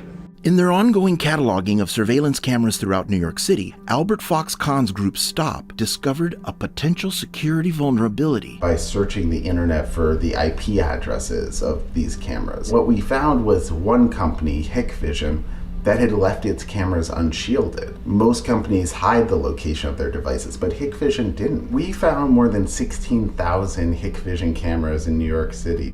Hikvision is a Chinese manufacturer of internet-enabled surveillance cameras. Its controlling shares are owned by the Chinese government. That's why some software manufacturers, like Genetec, avoid using Hikvision sensors for their systems. Certain Chinese camera manufacturers do not take cybersecurity so seriously as they should. Any time that you digitize and connect surveillance data, you create an attack surface from actors both within and beyond. So how do we watch the watchers? How do we make sure that the images going from camera to cloud are protected? One line of defense is video encryption software. In real time, it pixelates all movement in the image. So you can imagine if there's an operator sitting in front of the screens, watching the videos, the operator does not know who he or she is watching. If really something happened and evidence is needed, then it's possible to go back into the recording and based on user privileges to access the original video. But even encrypted video can be unlocked by law enforcement if they have a warrant. Sometimes the government doesn't even need a warrant. We see police getting a direct link to these camera systems. Amazon Ring's partnership with police, thousands of agreements with different police departments, setting up law enforcement portals where it's easier for officers to identify the cameras in an area and to send requests for footage. It's your choice, but the truth is, people don't feel free to refuse. And even if you're not willing to hand it over, if it exists on Amazon servers or Google servers, they can hand over your footage, whether you like it or not. We all certainly want to reduce violent crime, especially when it appears to be on the upward trend. But we have to be very conscious of the costs of having these technologies. If you live in a city and you see that the mayor is using robotic systems or drones or artificial intelligence to watch the city, you're going to think twice perhaps about going to a protest. You're going to think twice about what you say or do. In the aftermath of George Floyd's murder, we saw Customs and Border Protection working with state and local police departments to deploy Predator-style drones to surveil protests. Perhaps the most high-profile case has been that of Derek Ingram, who police accused of using a bullhorn too close to an officer's ear. Police used a photo taken of him at a rally and identified him by matching it to social media. They stormed his block, sent heavily armed officers to surround his building, to intimidate him, to retaliate against him because of his activism, all while holding a facial recognition printout in their hand. When we talk about this technology, it's not about some abstract violation of our rights. Further automation through so-called predictive policing systems have their own pitfalls. When you look underneath the algorithmic hood, we see a lot of pseudoscience and Silicon Valley snake oil. And the more we collect and the more we combine, the more there is a danger that we as humans trust technology too much and think that it is perfect. So this is why we should never go in a direction where this information is combined automatically and decisions are being made automatically based on it. Part of what I find so dangerous here isn't just that we have more cameras, isn't just the way that they can be misused by police, but the fact that we have this growing culture of surveillance-driven fear, where people are constantly retreating behind their cameras, worried more and more about their neighbors, trained by these platforms to view them as a threat.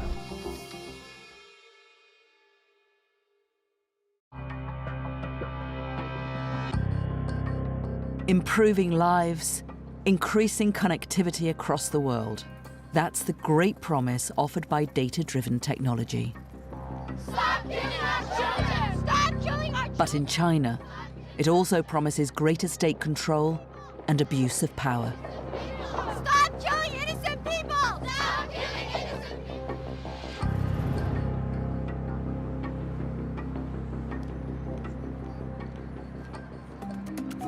This is the next groundbreaking development in data-driven technology: facial recognition.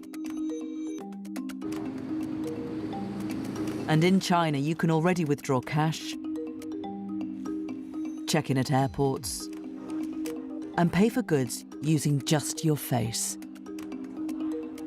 The country is the world's leader in the use of this emerging technology. And China's many artificial intelligence startups are determined to keep it that way in the future.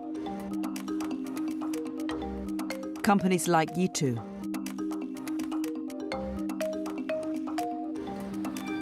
we are pioneering artificial intelligence research and innovation in the hope of creating a safer, faster, and healthier world.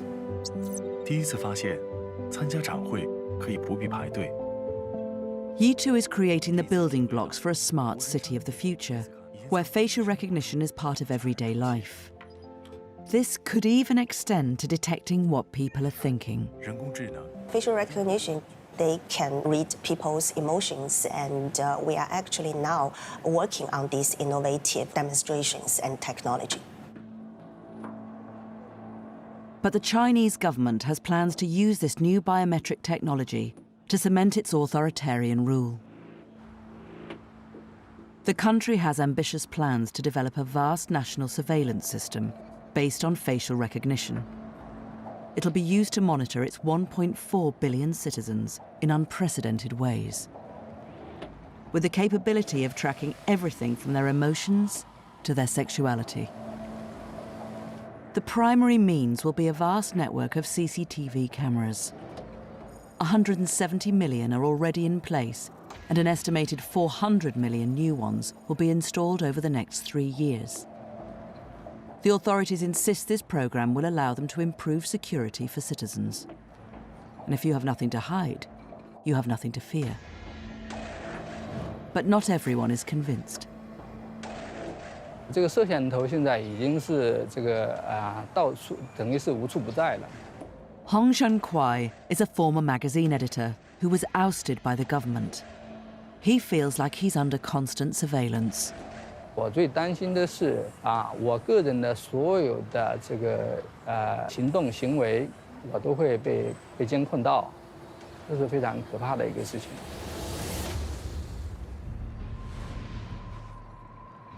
Already the authorities are using facial recognition to name and shame citizens, even for minor offences like jaywalking.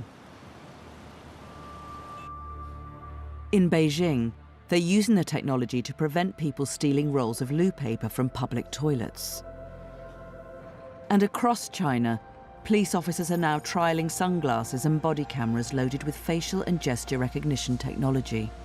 It's helping them to identify wanted suspects in real time. What worries some people here is that as the technology develops, so too does the capacity for it to be abused. 那么，所有的人在这个生活当中都处在严密的监控之下你不能做任何政府不喜欢的事情如果是这样子的话，我个人认为就相当于进入一个极权主义的一个状态，这是一个很恐怖的状态。 Some of those most at risk in this hyper-surveillance future are the ethnic minorities in China. In Xinjiang province, the Chinese government is wary of the separatist threat posed by the Muslim Uyghur population.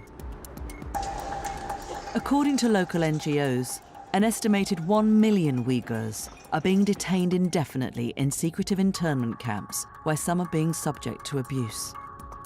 It's been called the largest mass incarceration of a minority population in the world today. The authorities are using facial recognition cameras to scan people's faces before they enter markets. The system alerts authorities if targeted individuals stray 300 meters beyond their home. In the future, the government plans to aggregate even more data and build a predictive policing program that imposes even tighter controls here. Without checks and balances, China will keep finding new ways to violate the human rights of its citizens. What's already happening in Xinjiang is a warning the rest of the world must heed.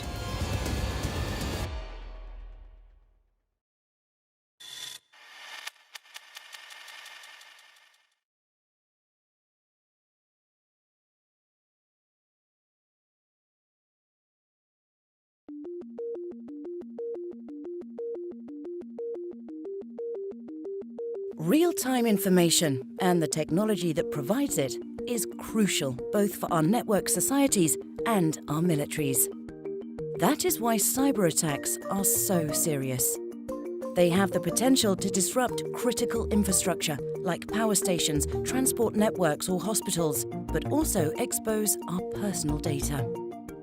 Cyber attacks could also affect NATO's ability to defend itself. In order to protect our common values and way of life, NATO has to be just as effective in cyberspace as it is in the physical world. NATO is sharing information among allies to prevent, halt, or respond to cyber threats, as well as helping to boost their cyber defences in order to make their citizens safe. Resilient national cyber defences are vital for everyone's collective security. Cutting-edge technology is key, but NATO also invests in the human operators themselves through training, education, and exercises, helping to develop their capabilities. Because cyber attacks ignore borders, NATO also works closely with partners in other countries, international organisations like the United Nations and the European Union, and with industry and academia. Through this cooperation and collaboration, we all stand to benefit from a secure global cyberspace to shape and protect our future.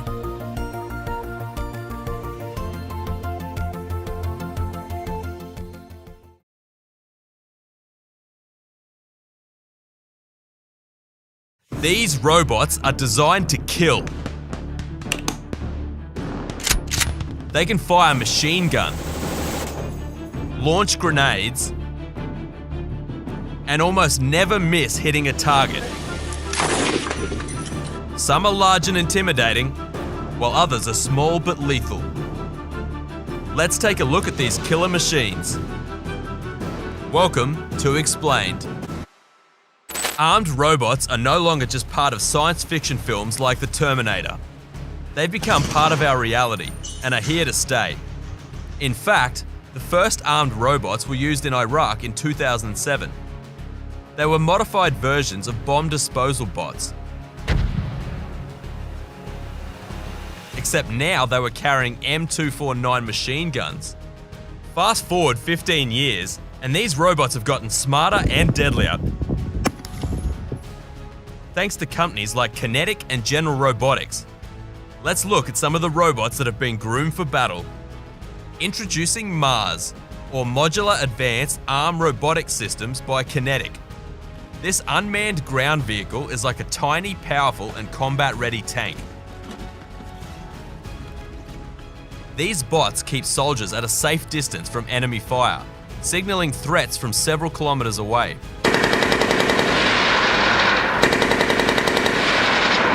It's used in booby-trapped areas and for ambushes, hostage or soldier rescue, and forced entry.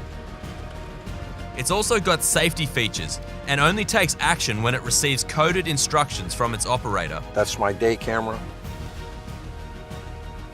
and that's my night thermal camera. And when it comes to using force, it either uses non-lethal laser dazzlers, audio deterrents, or less than lethal grenades.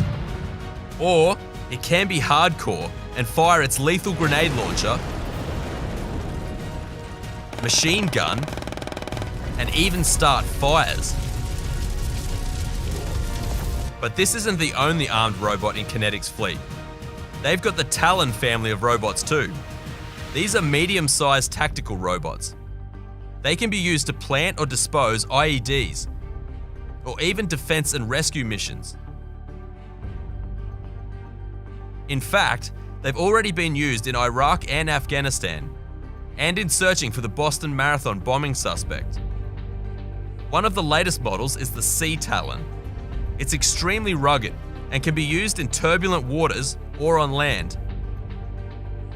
And with features like pressure sensors, GPS navigation and night vision, it can be used for security, surveillance, and even mine hunting operations. General Robotics is another developer of light and smart robots. Take a look at the Pitbull remote-controlled weapon stations. This robot has enhanced artificial intelligence that improves its situational awareness and response rate. Using a target prediction algorithm, it can continuously and autonomously detect and track the predicted positions of threats and friendly forces.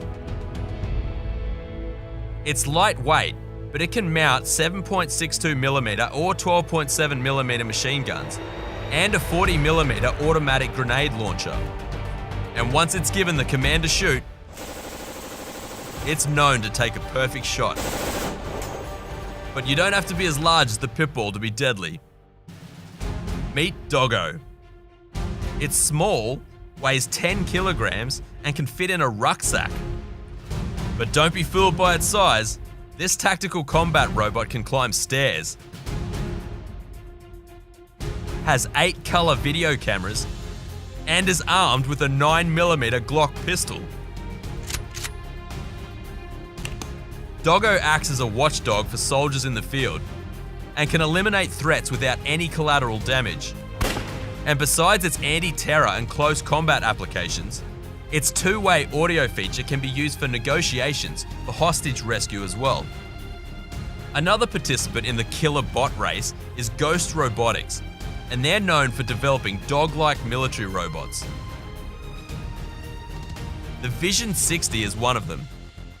This mid-size QUGV weighs 51 kilograms and has a top running speed of 3 meters per second. It has high endurance and is operational in all kinds of weather and ground conditions.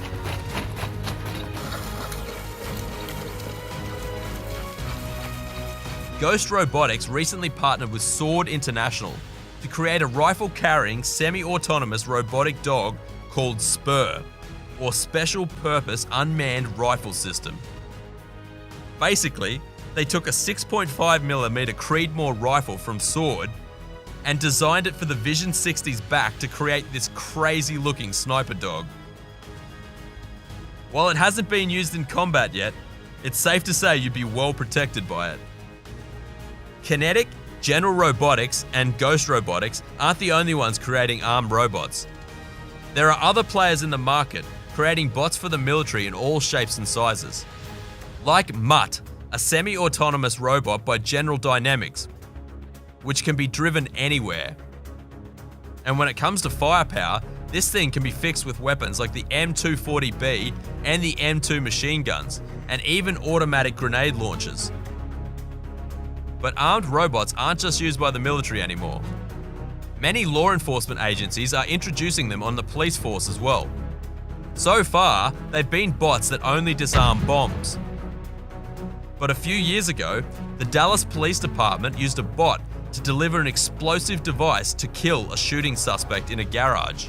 Dallas police say they used a bomb robot to take out Micah Johnson because they had no other choice. Negotiations broke down. We had an exchange of gunfire with the suspect. We saw no other option. Federal law enforcement sources believe it delivered a small explosive typically used by SWAT teams to breach or blow open a door. It's a tactic used very rarely by the military and likely for the first time by U.S. law enforcement. Most recently, the San Francisco Police Department decided to use potentially deadly robots in extreme situations. And although they've assured the public that these robots will only be used under supervision, it has sparked a lot of debate.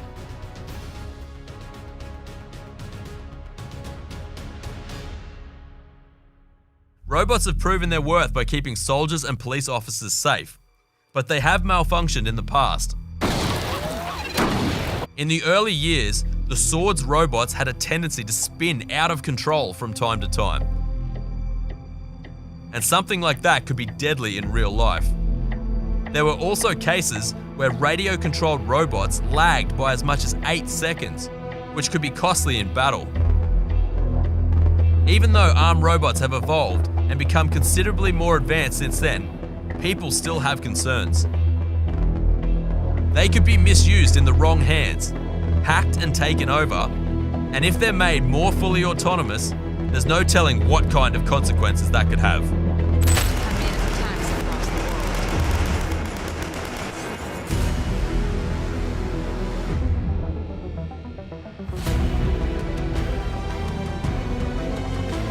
Mark my words, AI is far more dangerous than nukes.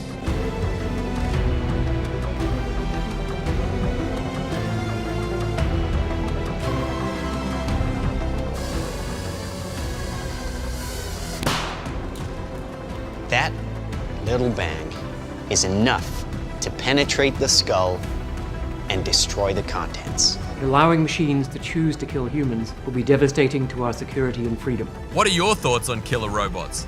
Tell us about them in the comments. And don't forget to subscribe to Explained.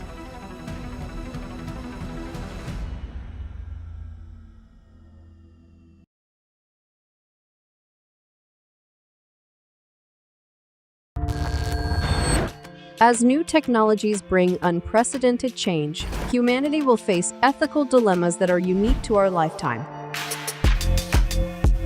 The ethical crossroads of emerging technologies is a video 360 learning experience that uses the emotional immersion of virtual reality to place learners in positions to make critical decisions with significant consequences. Learners will face two ethical dilemmas, each presented through a compelling story and centered around the choice to implement an emerging technology. Learners will face issues related to the use of AI-powered weapons in war and problems associated with the implementation of algorithms in the legal system. After completing this immersive experience, students will better understand the high-stakes ethical decisions they might one day have to make.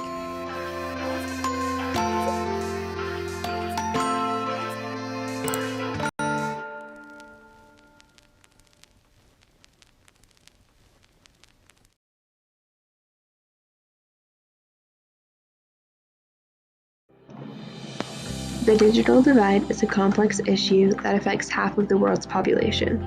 So, what exactly is it? It is the gap between those who have ready access to computers and the internet and those who do not. But that only scratches the surface of the issue. Even if everyone had a computer and internet, there is still the problem of digital literacy. Limited knowledge and access to online tools creates disparity and a lack of access to communication. The digital divide affects millions of students who need to complete assignments at home, employees who cannot work remotely, and seniors who need access to healthcare. It reinforces racial, gender, and socioeconomic inequality. The digital divide is creating deeper segregation in our society and leading to social exclusion. In this increasing age of digitalization, it is our goal to bring technology to everyone, so no one is left behind.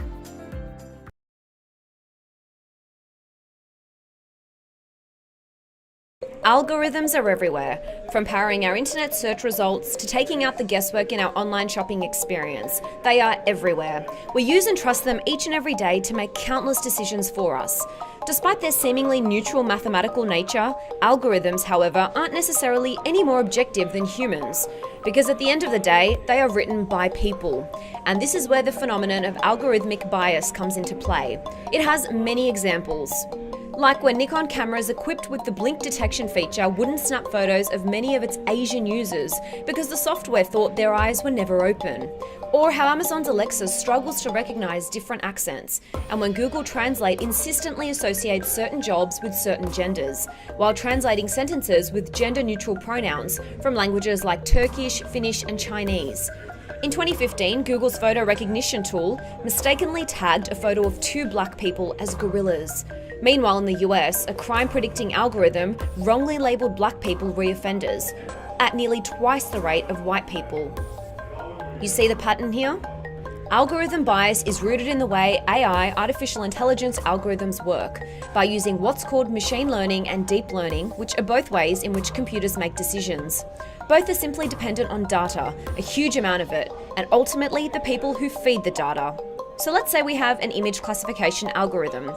When you have that algorithm, data like millions of photos correctly labelled as a mug, it will be able to detect other pictures of mugs by comparing it to a set of characteristics it has learned thanks to its database.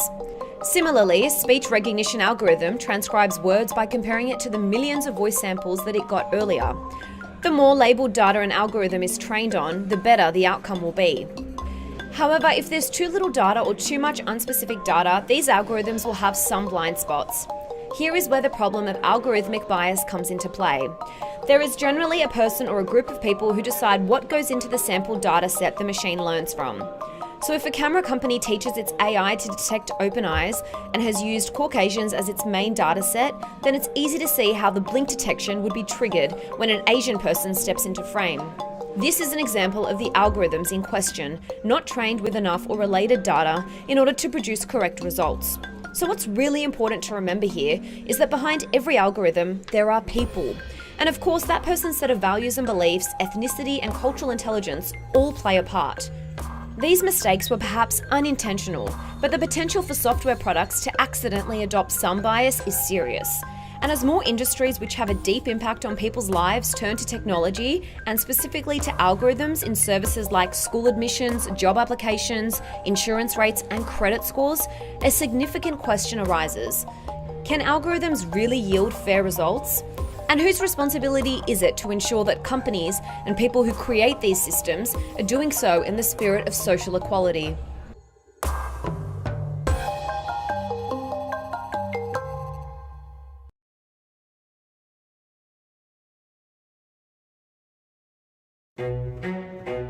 They had a place where they'd store it, right under our noses. And they just thought they could get away with it forever. And they could have if it hadn't been for those trackers. Right now, you're watching this on an electronic device. Do you ever think about where it'll end up when you're done with it? Many devices contain toxic materials and should be recycled very carefully. Sadly, lots end up in landfills. But even if you're diligent and give your electronic waste, or e-waste, to a recycler, that's no guarantee about what happens next. American recyclers often ship it overseas, frequently to countries in Southern Asia. There, workers take apart toxic material by hand, often without proper safety measures. And US policy lets it happen.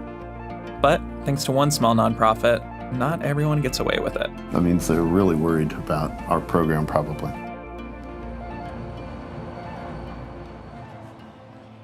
So we usually want to put our tracker somewhere where it will be nice to fit in. So, for example, right here is a good spot. We're at the office of the Basel Action Network, or BAN, a nonprofit group that's dedicated to following the e-waste trade around the world. BAN installs secret GPS trackers and electronics and then drops them off at recyclers to see where they end up. Jim Puckett is the founder and director of BAN. In the late 1980s, way back when, there was a rash, an epidemic of people exporting their hazardous waste to developing countries rather than properly managing it at home, because it was difficult, poisonous stuff, right? So people say, well, we'll just use the ships out there and free trade and go ahead and export it. Americans throw out millions of tons of electronics every year, and export abroad is still a big problem. Take, for instance, LCD monitors that contain mercury. If a worker in, say, Hong Kong smashes it, poisonous vapor can be released into the air. Workers dismantling electronics can get severely sick and even die. A 1989 treaty called the Basel Convention does regulate the export of e-waste, but the US has never ratified it, and a provision that would stop countries from sending e-waste to many developing nations isn't in effect. The US has been remiss for many years now, for about 20-some years, particularly environmental treaties. So there's very little stopping American recyclers from dumping their electronics abroad, until BAN gets involved. And so the tracker will go here. This board will end up going right about there. So it still looks like a normal piece of electronic. Without federal e-waste laws, BAN's tracking system is one of the only ways for businesses and governments to find out who they want to work with. After we bugged this monitor, we made plans to drop it at a local recycler. This is the loading dock where you will be walking up to and delivering it. What do you say when you walk up to the counter? We have something to deliver for you guys. Here's an old monitor, just like act like a customer, and that's it. This recycler, which we're not naming, has been caught exporting waste in the past, and BAN wants to check up on them. Yeah, it's dropping it off for recycling. Yeah, would you like a receipt? Yes, please. Do that via email right up here. Okay. It's that easy. That was incredibly easy. Yeah. What email address did you put in? It's my personal email address. Okay. Not my work email address. I was gonna say. Afterwards, BAN sent me up with their in-house software called EarthEye, so I could follow the monitor's trail. As we were working on this video, I could see it had traveled miles outside of Seattle to an e-waste processing facility. Using EarthEye, BAN has tracked the spread of e-waste all over the planet. We have two trackers here, one that ended up in Hong Kong and one that ended up in Thailand. As we zoom in, it just looks like a farmland. Keep zooming in, and you see all this trash right here. This black part is, I believe, from the sludge from actually burning and handling this material. Again, exporting electronics is not against the law in the US, but with the help of investigators, BAN has still managed to send some unethical recyclers to prison. Wow, the Total Reclaim story goes way back. In 2002, BAN produced a documentary about e-waste exported to China, and they interviewed recyclers about their practices. And the only one that would talk to us was Craig Lorch of Total Reclaim. And we put him in our film as being a good guy that was concerned about the export, that he still had to do some exporting, but he didn't like to do it. The local Seattle recycler, Total Reclaim, eventually signed on to BAN's certification program, meaning they pledged to recycle ethically. So he became, over the years, our poster child of the good recycler. Lorch even appeared in the BAN documentary complaining about unprincipled recyclers. You're charging on the front side, you're selling the material on the back side offshore. You don't do any work in between, you just arrange to have the material loaded into a shipping container and shipped. It's all about the money.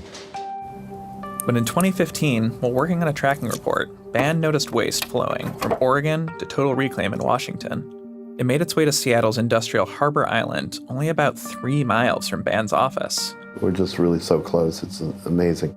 Then, the tracker crossed the Pacific to Hong Kong. And we were shocked. We were just like, whoa, these things do not lie. What's going on with Total Reclaim, our poster child of the good guys? BAN's report drew the attention of state and federal investigators. As Assistant U.S. Attorney Seth Wilkinson explains, Total Reclaim broke the law by lying to their customers. In this case, we don't have a federal law that specifically prohibits sending things overseas, sending this material overseas. What we do have is federal laws that makes it illegal to commit fraud, to make material misrepresentations about something in order to get money. And the more digging investigators did, the more fabrications that turned up. Total Reclaim initially said, oh, there must be some mistake. We don't send flat screen monitors to Asia. And they said, what we do is we send plastic to Asia. And they said what must have happened is that one of the GPS devices must have fallen out of a monitor, fallen into a bin of plastic, and been transported over to Asia. And to back that false narrative up, they created a bunch of false documents. Puckett traveled to Hong Kong, where he found Total Reclaim's discarded LCD monitors and workers who could have been poisoned by them. Eventually, Total Reclaim fessed up, and the founders were ultimately charged with fraud. The defendants are charged with 1 count of conspiracy in violation of Title 18 United States Code, Section 371. The founders agreed to a plea deal and were each sentenced to 28 months in prison. So BAN's system worked, although for Puckett, it hardly felt like a relief. Probably one of the most troubling things I've experienced in this business of being an advocate was getting a real ally and then find out that you're betrayed by that ally. It can be hard to picture just how much of this stuff recyclers have to deal with. So we visited a local business called Friendly Earth, which says it's trying to handle the work responsibly, like Total Reclaim was supposed to. This is what it looks like when you first get it. This is it looks like a mess. A pretty good example of it. You're going to see a mix of, loose circuit boards, plenty of wire, plenty of cabling, maybe a desktop or two. This one looks like it's seen better days. The company takes in thousands of pounds of electronics a day from around Washington. It refurbishes what it can and sends the rest to other companies to be broken down further. We are small in comparison to a lot of the recyclers out there that have shredders or fleet of 20 to 30 trucks, or maybe 7 to 10, 12, 15 locations across the world. We're growing, but we're growing organically, and we're doing it the right way. For a lot of Americans, the effects of e-waste can seem so far away that they're hard to grasp. But the way our electronics are recycled matters. Federal legislation to reform e-waste exporting has been on the table for years, but keeps slipping away. Meanwhile, the damage that's happening is real. Pollution, it does harm people. Nobody quantifies it, and it's really hard to quantify how many deaths or disease. But it is a form of murder. When people die from this, and they'll die prematurely, the data supports the fact that these pollutants do cause death and disease. By contrast, proper recycling is more expensive, but it is doable. So, by the numbers, none of this really had to happen. Each of the owners of Total Reclaim took home almost $8 million in income over the period that this was going on. It would have cost about $2.5 million for them to do this properly. So perhaps instead of each of them making 8, they would have made $6.5 million each.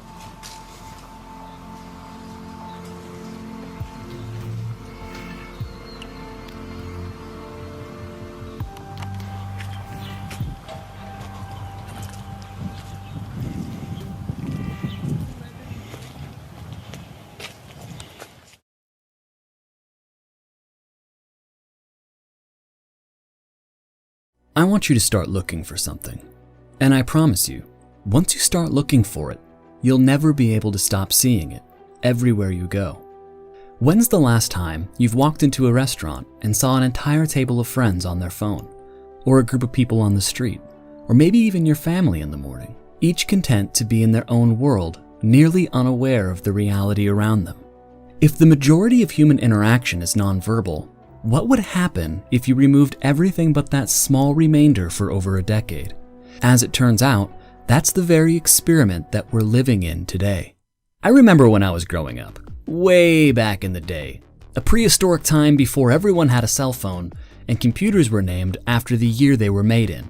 Okay, I'm not quite a dinosaur yet, but I grew up in a unique time where half of my childhood was without the major technology and platforms that seem to rule parts of our lives today, and the other half of my childhood was rapidly slingshotted into the new age of technology. I remember from the earlier half of my childhood, life seemed different, especially human interaction.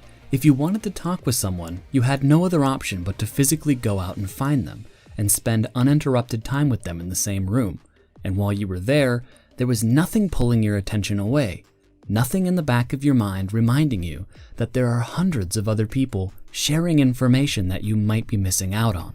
That degree of presence, practiced day in and day out, created a different richness to human interaction, with intricacies and nuances that seems to be slowly and gradually lost the further we progress into this new age of technological advancement. And with the meteoric rise in popularity for documentaries like The Social Dilemma, it's safe to say that this is a growing sentiment and realization within today's culture. The terrifying crux to the problem is actually quite simple. There's a massive mismatch between the rate of adaptation and advancement between our biology and technology. Because of the law of accelerating returns, the pace of advancement in information technology is exponential, and while technology continues to grow at a rapid pace, we're left still trying to figure out how it actually impacts us, especially when we're teaching algorithms to predict and modulate our behavior. I don't think that anyone's denying that social media, as well as instant communication, is extremely addictive, and its addiction falls right within the same symptoms as substance abuse. But what we don't quite know yet is how this addiction over time changes not only our behaviors through hacking our positive reinforcement centers of the brain, but how over time it changes our perception of reality itself. When we first embarked upon the social media experiment, we had far more in-person interactions under our belt than we did interactions online. So we took our in-person frame of reference and viewed all of our technological interactions through that lens. But now, in a time when we have hundreds, even thousands of friends, acquaintances, celebrities, and online personalities that we keep up with online, we have slowly over time replaced the majority of our interactions with being digital. How much do we now view our in-person interactions through our new digital lens? As a prominent example, you can look at our growingly polarized political discourse in modern times, and you see that we've already started to see the symptoms of a very binary interpretation of human interaction. It's also worrisome to think that our upcoming generation's digital presence may end up being more important than their in-person presence. So how do we stop all of this from happening? Is the answer to shut it all down, just pull the plug on big tech? I don't think that it is. The truth is, we've opened Pandora's box, and this is the reality that we're now faced with. So what's the path forward? The first step is underway: awareness.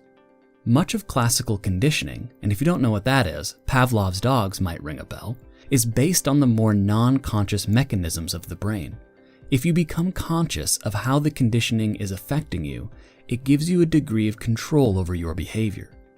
Beyond that, it's important to maintain that balance of in-person and digital interaction. You want the lens that you view the world from to be a full 100% of human communication. Body language, emotion, facial expression, nuanced tonality. It's what we were designed to do, and we can't let that practice atrophy, because that's what creates our sense of identity and community that gives us a healthy view of others in the world. If we can maintain that balance, we can begin to have a healthier relationship with our online presence and retain control over the influence these platforms and technologies have on us. These algorithms are based on human behavior and response, and that's something we have control over. Take some small steps today. Maybe start by uninstalling some social media platforms from your phone. Then you have to physically go log into your computer to use it, removing some of the convenience. If you're tied to your phone for work, once the day is done, find some time to spend with your family and friends, and turn your phone completely off for it. Be fully present with the people that you're with. And you just might notice that the world isn't quite as crazy as it seems, and that the life right in front of you is beautiful.